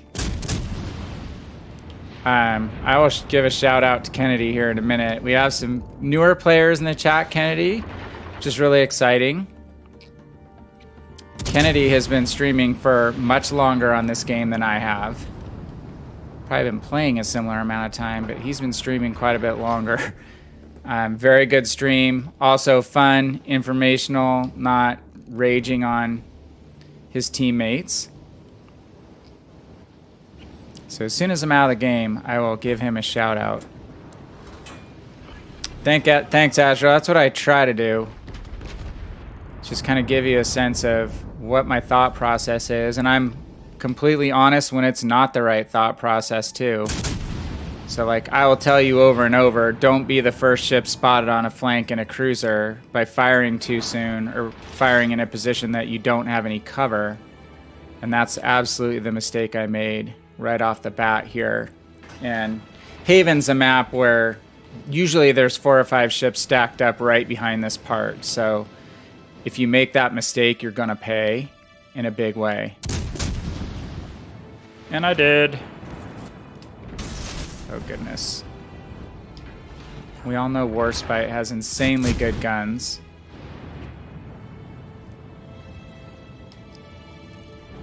Warspite is a fantastic premium ship. So I was telling you guys about Little White Mouse, that reviewer. She's Canadian, but I've been following her reviews since forever. But she is a huge fan of the Warspite. It's like her favorite ship, probably still her favorite ship after all these years. Warspite has been power crept less than a lot of other ships in the game. Guns are just amazing, versatile, and maneuverable enough. Has workable secondary batteries. Destroyers think they can come sneak up on you, and I waste people in my Warspite. So that HE, well, the HE is great when you load it, but the armor-piercing rounds are fantastic. So don't think just because it's a British battleship you need to run HE in it all the time. Hey, Perk Zero, thank you for the raid. I really appreciate it. Very much appreciated. Hope you had a good stream tonight. We're kind of getting towards the end of our stream. I'm up past my normal playing time, but it's Friday night, right? I don't have to be completely functional tomorrow. Welcome to any of you who are just dropping in. I am Van Kraken. I stream mostly Legends right now, but also stream World of Warships PC when I have a chance to. Hey, thank you for the follow too, Perg. Very much appreciated. Really, thank you so much. But I have not had a lot of time to play on PC. I actually played a few games over there today, and it's been the first time I played on PC in probably 3 weeks. So I will do some crossover streams at some point. Perg, it's going well. Thank you. Tonight's been pretty good. Just been trying to grab the last of my endurance missions and get some Shakedown done. Like, this is hopefully going to be pretty much my last game in the main battery hits. We're getting at least 5 of our 10 wins knocked out. I only need a couple more top 5 finishes. So closing in on the end of the week here so that we can do some arena hopefully tomorrow night, which has been really fun. And Blauman Naughty Dog, hey, thank you so much for the follow. Every follow here is super, super appreciated. If it's your first time checking us out on Twitch, we multi-stream. I don't stream on just Twitch, we multi-stream to YouTube because YouTube has such a great Legends following. We're just not staying exclusive to Twitch. If you go exclusive with Twitch, you can only stream on Twitch and you have to wait 24 hours to do YouTube. So we do both simultaneously, and I'm neglecting looking at my my chat that has my Modern Day in it. Hey, Modern Day, sorry if I missed any of your messages. Oh, he's out. Okay. I need to remember to switch back to my panel that shows me the chat for both YouTube and Twitch at the same time. Okay, the Warspite's a little bit zoned in on the other battleship, so here's where we might be able to take advantage of the Warspite when he's distracted. And he's going to run into his buddy here and get stuck, maybe.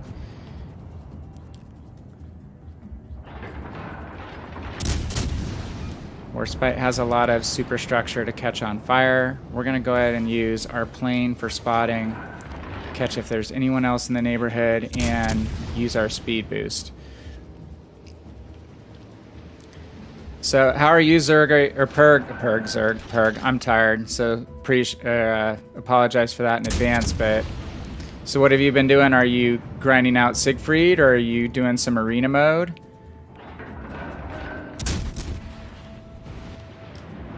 I haven't got to play as much arena as I would like, especially in divisions, finding it super fun. It's probably the closest we're gonna get to having like true clan battles type of setup where you're like all playing with your own connected teammates. So at least right now we have mini teams of 3. At some point I hope we get a clan feature like PC where we'll be able to play kind of full clan battles of 9v9.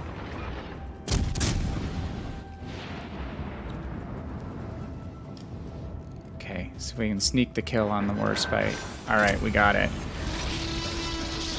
Low damage game, but we were stupid at the start of this game.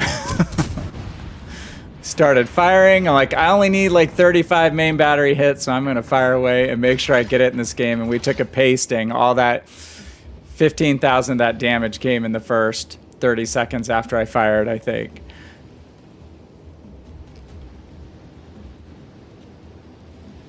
All right, what do we got? We got a Hotnik, the Viking longboat, and a Yahagi. Fighter returning to ship. Hopefully, okay, we have a couple ships around our cap.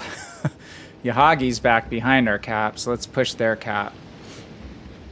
We just don't want to get capped out, but we do have a battleship kind of watching the back door. One thing when you're playing a cruiser, your responsibility is to protect your team against getting capped, so you might and often will have to be the ship that goes back. So I'm always just kind of keeping tabs on what's going on cap-wise. Okay, we're going to just pay attention to when we get spotted. As soon as I get spotted, I'll kind of know what bearing this guy is on. Okay, he's off this angle maybe. Let's hit the hydroacoustic or sonar 1 just because I don't know if he's sitting trying to do an island ambush.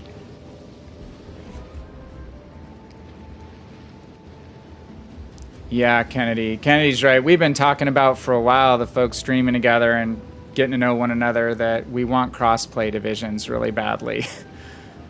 And I did ask the last Legends chat in the World of Warships Legends live stream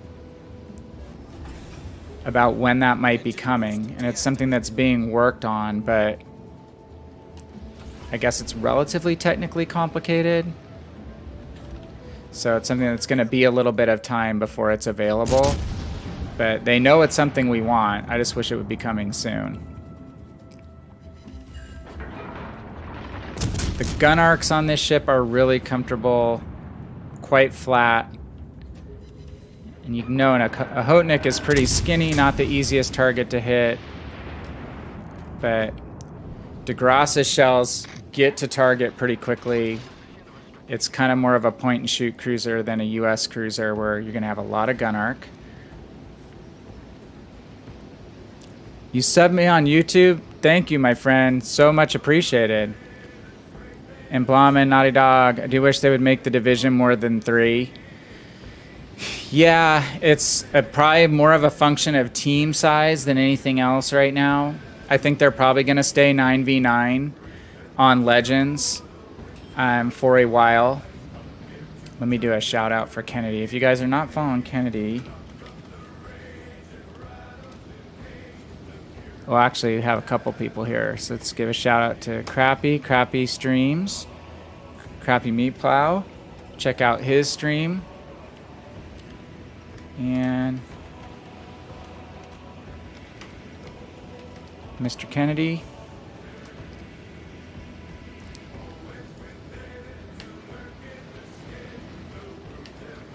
Okay, let's try to stay in the cap. I don't know what that Yahagi's doing. We just don't want him to get any kind of sneaky cap. Yeah, so cross-play divisions would be great. I mean, I don't know that they're going to go to larger division sizes anytime soon. It's been 5 on tanks for a while, but well, as long as I remember. But really, it's still only 3 in a division on PC ships, even with this 12v12 format. So I don't think they'll probably expand the division size anytime soon. Yeah. Oh, wait. Also, yeah, we need to... Well, you guys came from...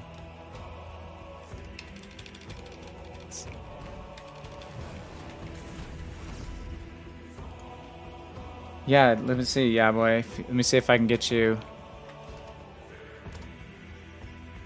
Hey, there you go. There you go. Shout out for everyone. And hey, we finally got our 1500 main battery hits, but we just started doing that tonight. We probably got it in about 10 games or less, which I'll take it. Oh, not that type of shout out. Well, you give yourself whatever kind of shout out you want, or for anybody else. Sorry, man. Said I'm a little punchy. It's been a long day between work and ships, but it's been a good day. Candy says, I feel all things considered with the Wargaming team and their lockdowns and such, they have really been doing such a great job with content. Yeah, I mean, it's a difficult situation for them, right? I mean, I don't know how much they've been able to go into the office, and I think it's a super collaborative space, the game space. I've never been able to go to a wargaming event.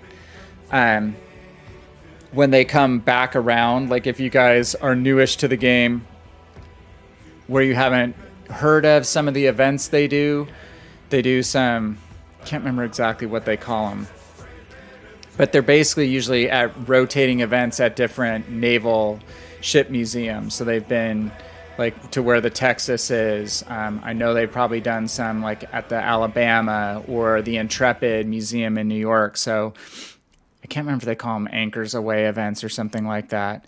But anyway, they rotate around to these different physical ship museums and hold events, and they're supposed to be insanely fun. It's a good group of people, and it's a split between the collaborative community, the folks like the CCs, the community contributors, and the actual wargaming staff. So, okay, so you're talking about, Hitman. I know Hitman. I've seen his stream.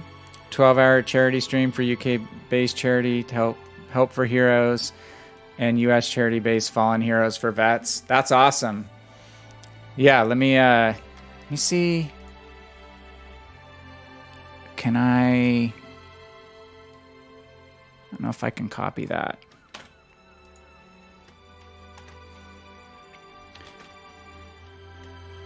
Hitman's got a good following, I know. Let's see if that works. Come on. Hey, there you go. That should be his link.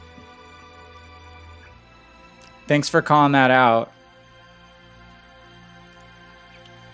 So I don't know if you guys, it's kind of a story I told a lot over the holidays, but there's a lot of guys in this clan in the PC side of World of Warships. It's called the Brotherhood of Beards. Mostly a European clan, though they have US members as well. But some of their main guys, like their original guy, I believe he's out of the UK. And they were shooting to earn like $3,000 over the holidays for Save the Children, international global relief charity for children's causes. And they have guys who know the wargaming staff well. They've been to, the headquarters in Russia for their different community events on the Russian side. And some of the U.S. community contributors go to those events too. But anyway, they got a bunch of really unique and rare premium ships to auction, as well as the streamers ran charity streams rotating for like 4 straight days. They just hand off one to the other 24 hours a day. And they wound up earning over $45,000 in 4 days of streams. It's right around between Christmas and New Year's. It was amazing. So that's one of the coolest things about the streaming community. Again, don't make it salty, make it supportive, because some amazing things happen from the charity side. It's been really fun watching some of those events. So good for Hitman. I hope to do that stuff at some point. Any tips I get, I donate half of those. But I'm not set up to monetize on Twitch right now, again, just because I just want to be able to stream to Twitch and YouTube and build a community up, and making any money on doing this is completely secondary to just meeting people, building community, and having fun playing the game. So that's awesome for him. Good job. All right. I think I'm going to be down for one more game. And we wound up getting... Let's see. That was one more win and our 1500. So let's play something just for fun. Let's go low tier and just play for fun. Well, I'm tempted to play that Pensacola. Actually, yeah, let's finish with Königsberg. Or do you guys want to see cruiser or battleship?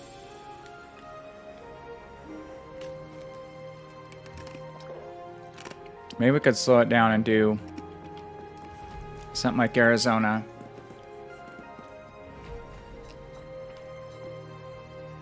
That's too low, Obi. That doesn't count for my mission goals.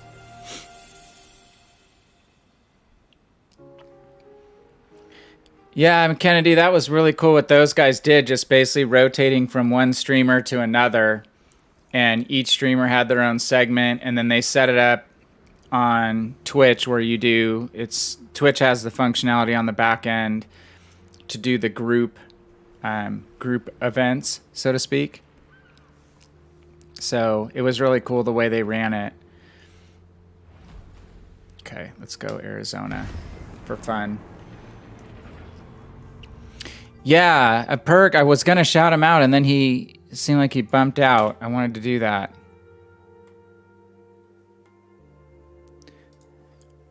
I'm gonna drop him a follow after this stream is over.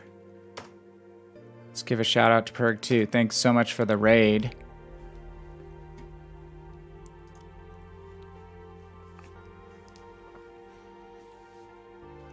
I mean, overall, I have to say I've been in the World of Warships community between PC and Legends for over 4 years now. It's 4 years around our Thanksgiving time here in the US. And for the most part, again, I mean, I avoid the streamers that are toxic on PC and on Legends. I don't enjoy that environment. Again, I just don't think it's conducive and supportive to building the game. But on balance versus my World of Tanks experience, it's just been a way more supportive environment in general. Tanks had a way of getting extremely salty. Like, people would follow you back to your garage, and with typing chat, well, drunk people would be on console tanks where I started and just start going off on people, you know, this time of night for 10 straight minutes on a whole game. Obviously, you could mute them, so that kind of fixed that problem. But, and you get, obviously, you know, Xbox Live messages or whatever, but on Tanks chat, oh my gosh. Okay, that's a good start. On Tanks chat, it was just pervasively toxic in the text chat. On the Tanks text chat. And people like follow you back to your garage and start spamming messages in your garage. I've had that happen like only a couple times in my entire 4 years of Warships, and I'd say it was something that happened, you know, every other week or so on Tanks. So on balance, we have a very good community, and a community of people who like to do good things. So I enjoy doing my part and being a part of that, whatever little bit I can do. And my aim on putting together YouTube videos and stuff is to help people get better at the game. Because I think the more confident you are, the more you can build up your skills, more enjoyment you'll get. And the longer people will stick with the game. Alright. California's bow in, so not going to be able to do a ton of damage. So we're going to stick with the cruiser. Okay, I'm going to look to my right, hold down my gun lock button, and look back to my left to see where I need to angle to. So whenever you hold down that zoom out button, you can see that I'm looking to this side, but my turrets are turning the opposite direction. They're going to continue to rotate on the axis of wherever I held down the button. And now that I'm looking this way, I can now let my button off, look the opposite direction, and my turrets have been turning kind of while I was looking over my shoulder.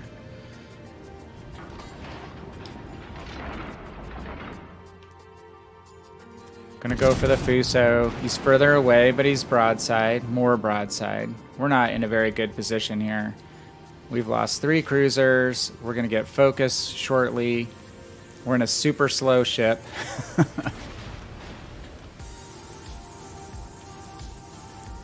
think we just had a flank where our cruisers... Well, we kind of... Yeah.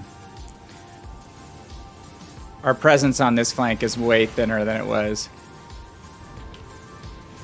And they're lemming training down the side that we're occupying. So we're gonna have to play this just smart, just to stay alive as long as we can. Maybe pick up a kill and some damage.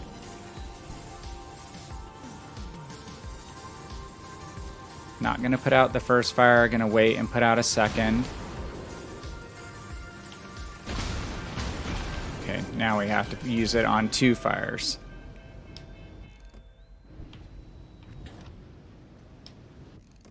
California's doing a good job at staying angled.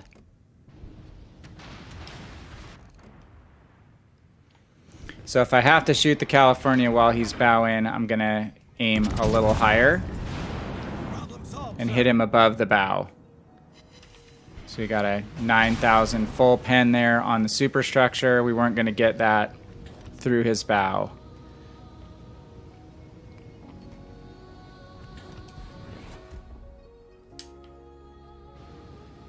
It's the Battle of the Slow Dreadnoughts. Yeah, we were talking about the campaign, well, what looks to be the campaign ship, and I don't think it's going to be the easiest ship to play. I think it's going to be situational. I mean, I know you like cruisers, I like cruisers. I think it's going to be hit and miss as to whether everyone as a community really enjoys the playstyle of that ship. An 8-gun light cruiser at tier 6 probably, right?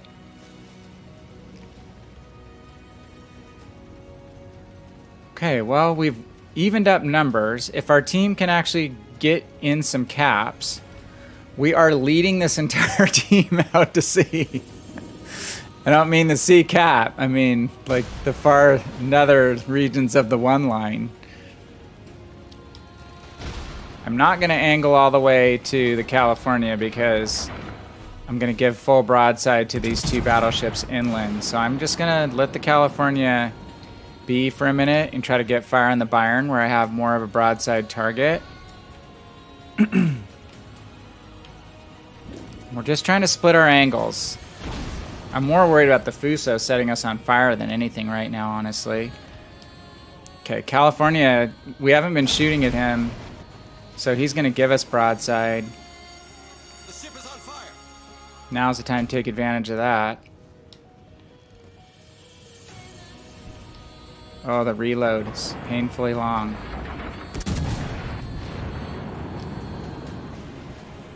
Come on. Ugh, almost.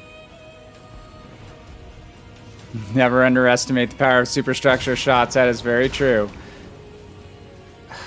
Okay. We're gonna have to put the fire out.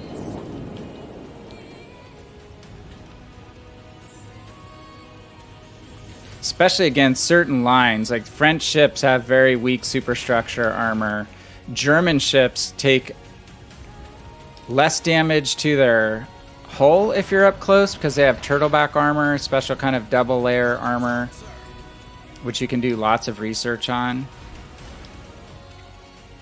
But they do take massive amounts of superstructure damage. Byron is teeing me up now, so I'm angling away. I'm going to try to kite away. Saw there we got another 8,000 damage almost on one shell on the Byron superstructure.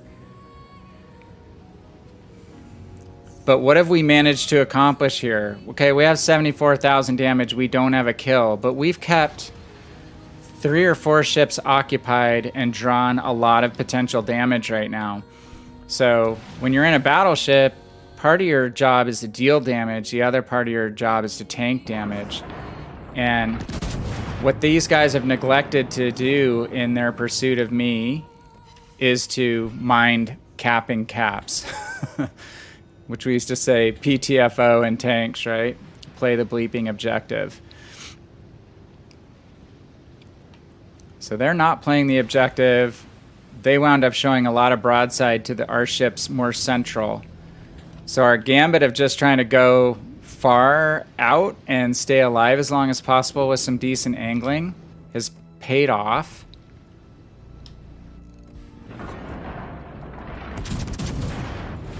Again, we won't be able to kill this Byron outright shooting superstructure from this angle, but we're keep chipping away. We just keep chipping away. Queen Elizabeth, where's her? She's still aiming inward. Don't have to worry about her. But I might be able to get broadside on her. Now let's keep working on the Byron. Byron's almost out. We're going to shoot the low hill ship. Fuso's the sin of the all HE shooting battleship. Yes, Japanese HE has pretty good fire chance.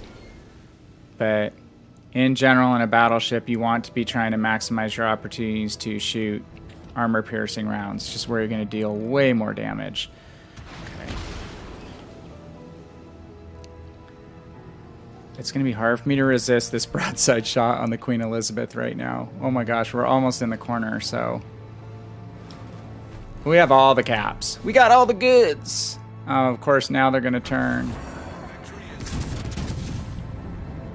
Queen Elizabeth, tons of people just HE spam in that ship, and it has very good armor-piercing rounds.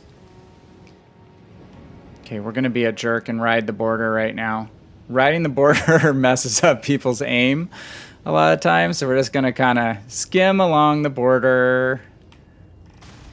Try not to give full broadside to the Queen Elizabeth. Hopefully we get off one more salvo before we get destroyed here. Because they're full broadside. Oh, damn it. We would have got to 100,000.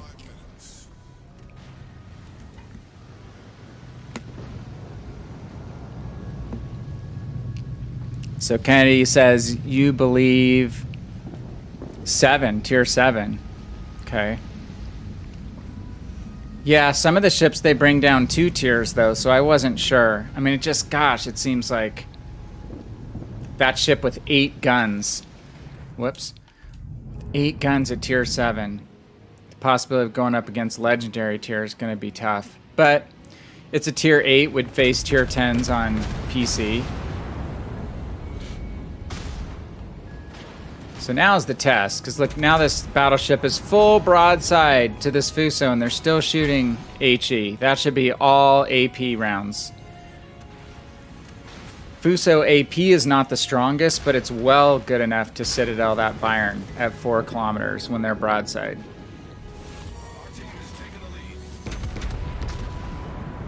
You're not going to kill a battleship in 4, 5, 6 salvos firing HE. You're always going to lose that kind of late game engagement like that if you're shooting HE. Switch off. So one thing I keep talking about is having a detailed stat panel, and one day, guys, we're going to be able to look at this, and like tanks and like PC ships, we're going to have a full breakdown of what we accomplish in a match. Because in that match, I'd really like to see what our potential damage was. We got a lot of salvos shot at us in that first 5 minutes. So again, it's not always about dealing damage. It's about doing the right thing for your team to get wins. Because when you get wins, you get more XP, you get more credits. So I always play to win. It doesn't mean I'm going to get as many Krakens or as many high damage games, but I'm always just trying to play to the objective or play to do the best to support my team. In that case, it was being a damage tanker, not a damage farmer, and just drawing as many of those guys out into the open area where they could be broadside targeted as possible, and it worked out for us. Obi Swift is saying don't... Not with the Duke of York. I think he's saying that, like, don't shoot AP, and that's not true. The Duke of York and the King George V have pretty good armor-piercing rounds, but they have good HE, so you can use both. The only nation I can think of that has a lot of 2 tiers down is the USA. Yeah, we'll see. We'll see. Before I bump out, let me see if I can find... I want to show you guys something. And again, some of you will go, oh, this is PC, it doesn't matter. And just bear with me on this. Let's see if I can go to Chrome and get this to pull up for you guys properly. Okay. So, yeah, this is the verbiage on the Okachav, but if we went to World of Warships wiki,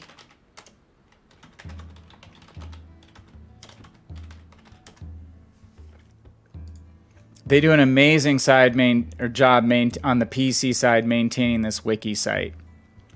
So just going to double check. Okay, it looks like it's staying on my browser. This, again, it's not going to translate exactly because it's a 10-tier game instead of a 7-tier game. But a lot of the general overview of the ships is applicable. So you can break this down by nation. You can break it down by ship type. So we could get there by clicking, obviously, on either USSR or just going into cruisers. Gives you good overview verbiage and general strategy points. on each ship type, and then you can click on every single ship in the game. The guys with the little symbols are your premiums. And here's Ochakov. So dual purpose 152 millimeter mounts. Again, not all these stats are going to translate exactly verbatim, but the trends will likely hold. So this gives you a detailed breakdown of all of her stats, her modules, her weaponry, her hull.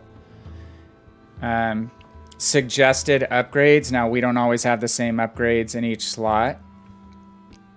And we don't get as many. Like, look, you get 5 upgrades on this tier 8 on PC. We'll get less than that.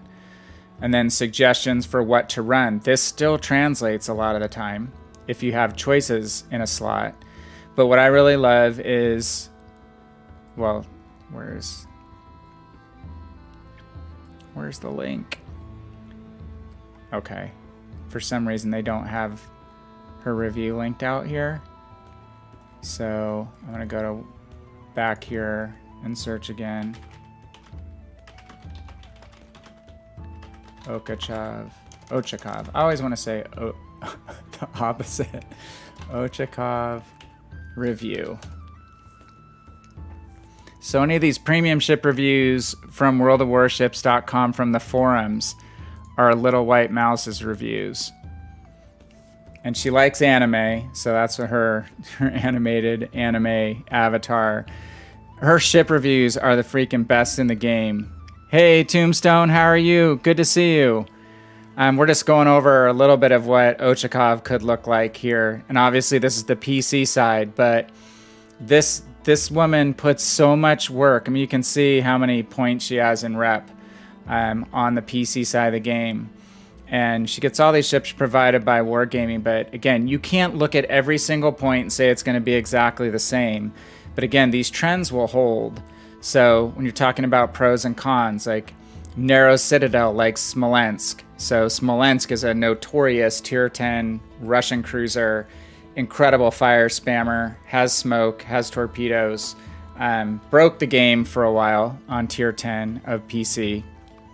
Has been nerf batted a little bit to try to bring her back into range of normal play. But she's also super hard to citadel hit. So like Ochakov is going to have a very small hit point pool compared to other cruisers of her class. She's going to be squishy, but the citadel is narrow, so a lot of ships will tend to overpen the citadel instead of penetrate it. So armor-wise, she's going to be weak, but she'll take a lot of overpens versus pens, reasonably fast and agile, 2 quad or quintuple torpedo mounts, and they're 8-kilometer torpedoes, which is longer than average for Russian cruisers. Low detection, 9.1 on PC, and then has a lot of consumables. So right now we don't have defensive AA. We may get that at some point when CVs come out for good. But she has hydro and radar, and her radar is longer range, 10-kilometer range on PC, so I assume it'll be a little longer on Legends as well, but it's only at 20 seconds. So the other thing is, Kennedy, besides only having 8 light cruiser guns, it's like a limited range, so she doesn't have a long main battery range. So she goes through this stuff blow by blow, like it's challenging to play, even for basic skill level is challenging. You can do well in it if you practice at it or you're a really good cruiser player. And then she goes through, again, some of this stuff is not going to apply because it's captain skills and stuff for PC. But the firepower stuff, you can pay attention to trends. You can pay attention to how she stacks up versus other ships at her tier. This is what worries me. She has the lowest damage per minute of any tier 8 cruiser. Yeah, Russian radar, that if that happens, like real Russian radar, it's basically called stealth radar. You can radar and stealth where you're not detected, but you can radar other ships at a longer distance. So, sorry, that was a DPM of light cruiser. She's at the bottom. She's middle of the pack of all tier 8 cruisers, because obviously the heavy cruisers have a lower DPM because they're reloading at a much slower rate than a light cruiser. Decent on fires, not fantastic. Middle of the pack. And then talks about AP penetration at different distances. If you study up on AP, you'll see that its penetration falls off the further those rounds have to travel. Decent torpedoes. Effective health pool, the bottom, tiny. And this is the Citadel picture. Again, an exposed Citadel, but very narrow hull, so she doesn't tend to get full penetrations in her Citadel as often. So her structure is quite similar to Smolensk, and she's pretty maneuverable like Smolensk. So anyway, talks about agility, turning circles, AA defense, which will count at some point. Not the best for a cruiser. Refrigerator is detection. And then final evaluation. So again, you can jump in and get some early reads on boats from Little White Mouse's reviews. And again, they're going to be different when they come over, but it's the first place I go check because I did not have this ship on PC and thought I'd just scope out, you know, what the story is on the PC side to get some kind of trend as to what she'll look like when she drops in on our side. So anywho, see if I can pull up something here real quick to say thanks to the people that have stopped by tonight. So, yeah, boy, Bussy, thank you so much for the follow. Azrael, thank you for the follow. Perg0 for the follow and for the raid. And Blamin Naughty Dog, thank you as well. Really appreciate the follows, you guys. Every one of you that decides to drop in on the channel is very much appreciated here. Again, I'm not the world's best player, but I do have enough knowledge to be dangerous and to help you in some respects get better in the game. Pick up a tip here or there, a strategy here or there, and always willing to answer questions. My YouTube page, probably the best place to reach me for that. There's videos out there for play on Legends, as well as the live streams go and park over there. The comments section of the YouTube space is really good from the perspective of dropping any questions that you have. Or I am on Twitter as well, but I don't use that a whole ton. So anyway, thanks a lot for stopping in. Appreciate all the new follows tonight, and I will be back on tomorrow at 10 o'clock Mountain Time US. Hopefully to do a little bit of Arena, because we've got just a handful of games left for wins, and I think we are going to be done with Weekly Havoc. We're definitely trying to bring home Siegfried. That is going to be a boat worth having, in my opinion. So especially if you guys like German battle cruisers, like a buffed out Scharnhorst, I'm hoping, so to speak. So anyway, you guys, really appreciate it. Hey, Kennedy, thank you. Keep the faith, my friend. Hopefully I bump into you later this weekend. And again, thanks everyone for joining. I really appreciate it. I am Van Kraken, and I am out. Have a great night, great rest of your weekend. Bye.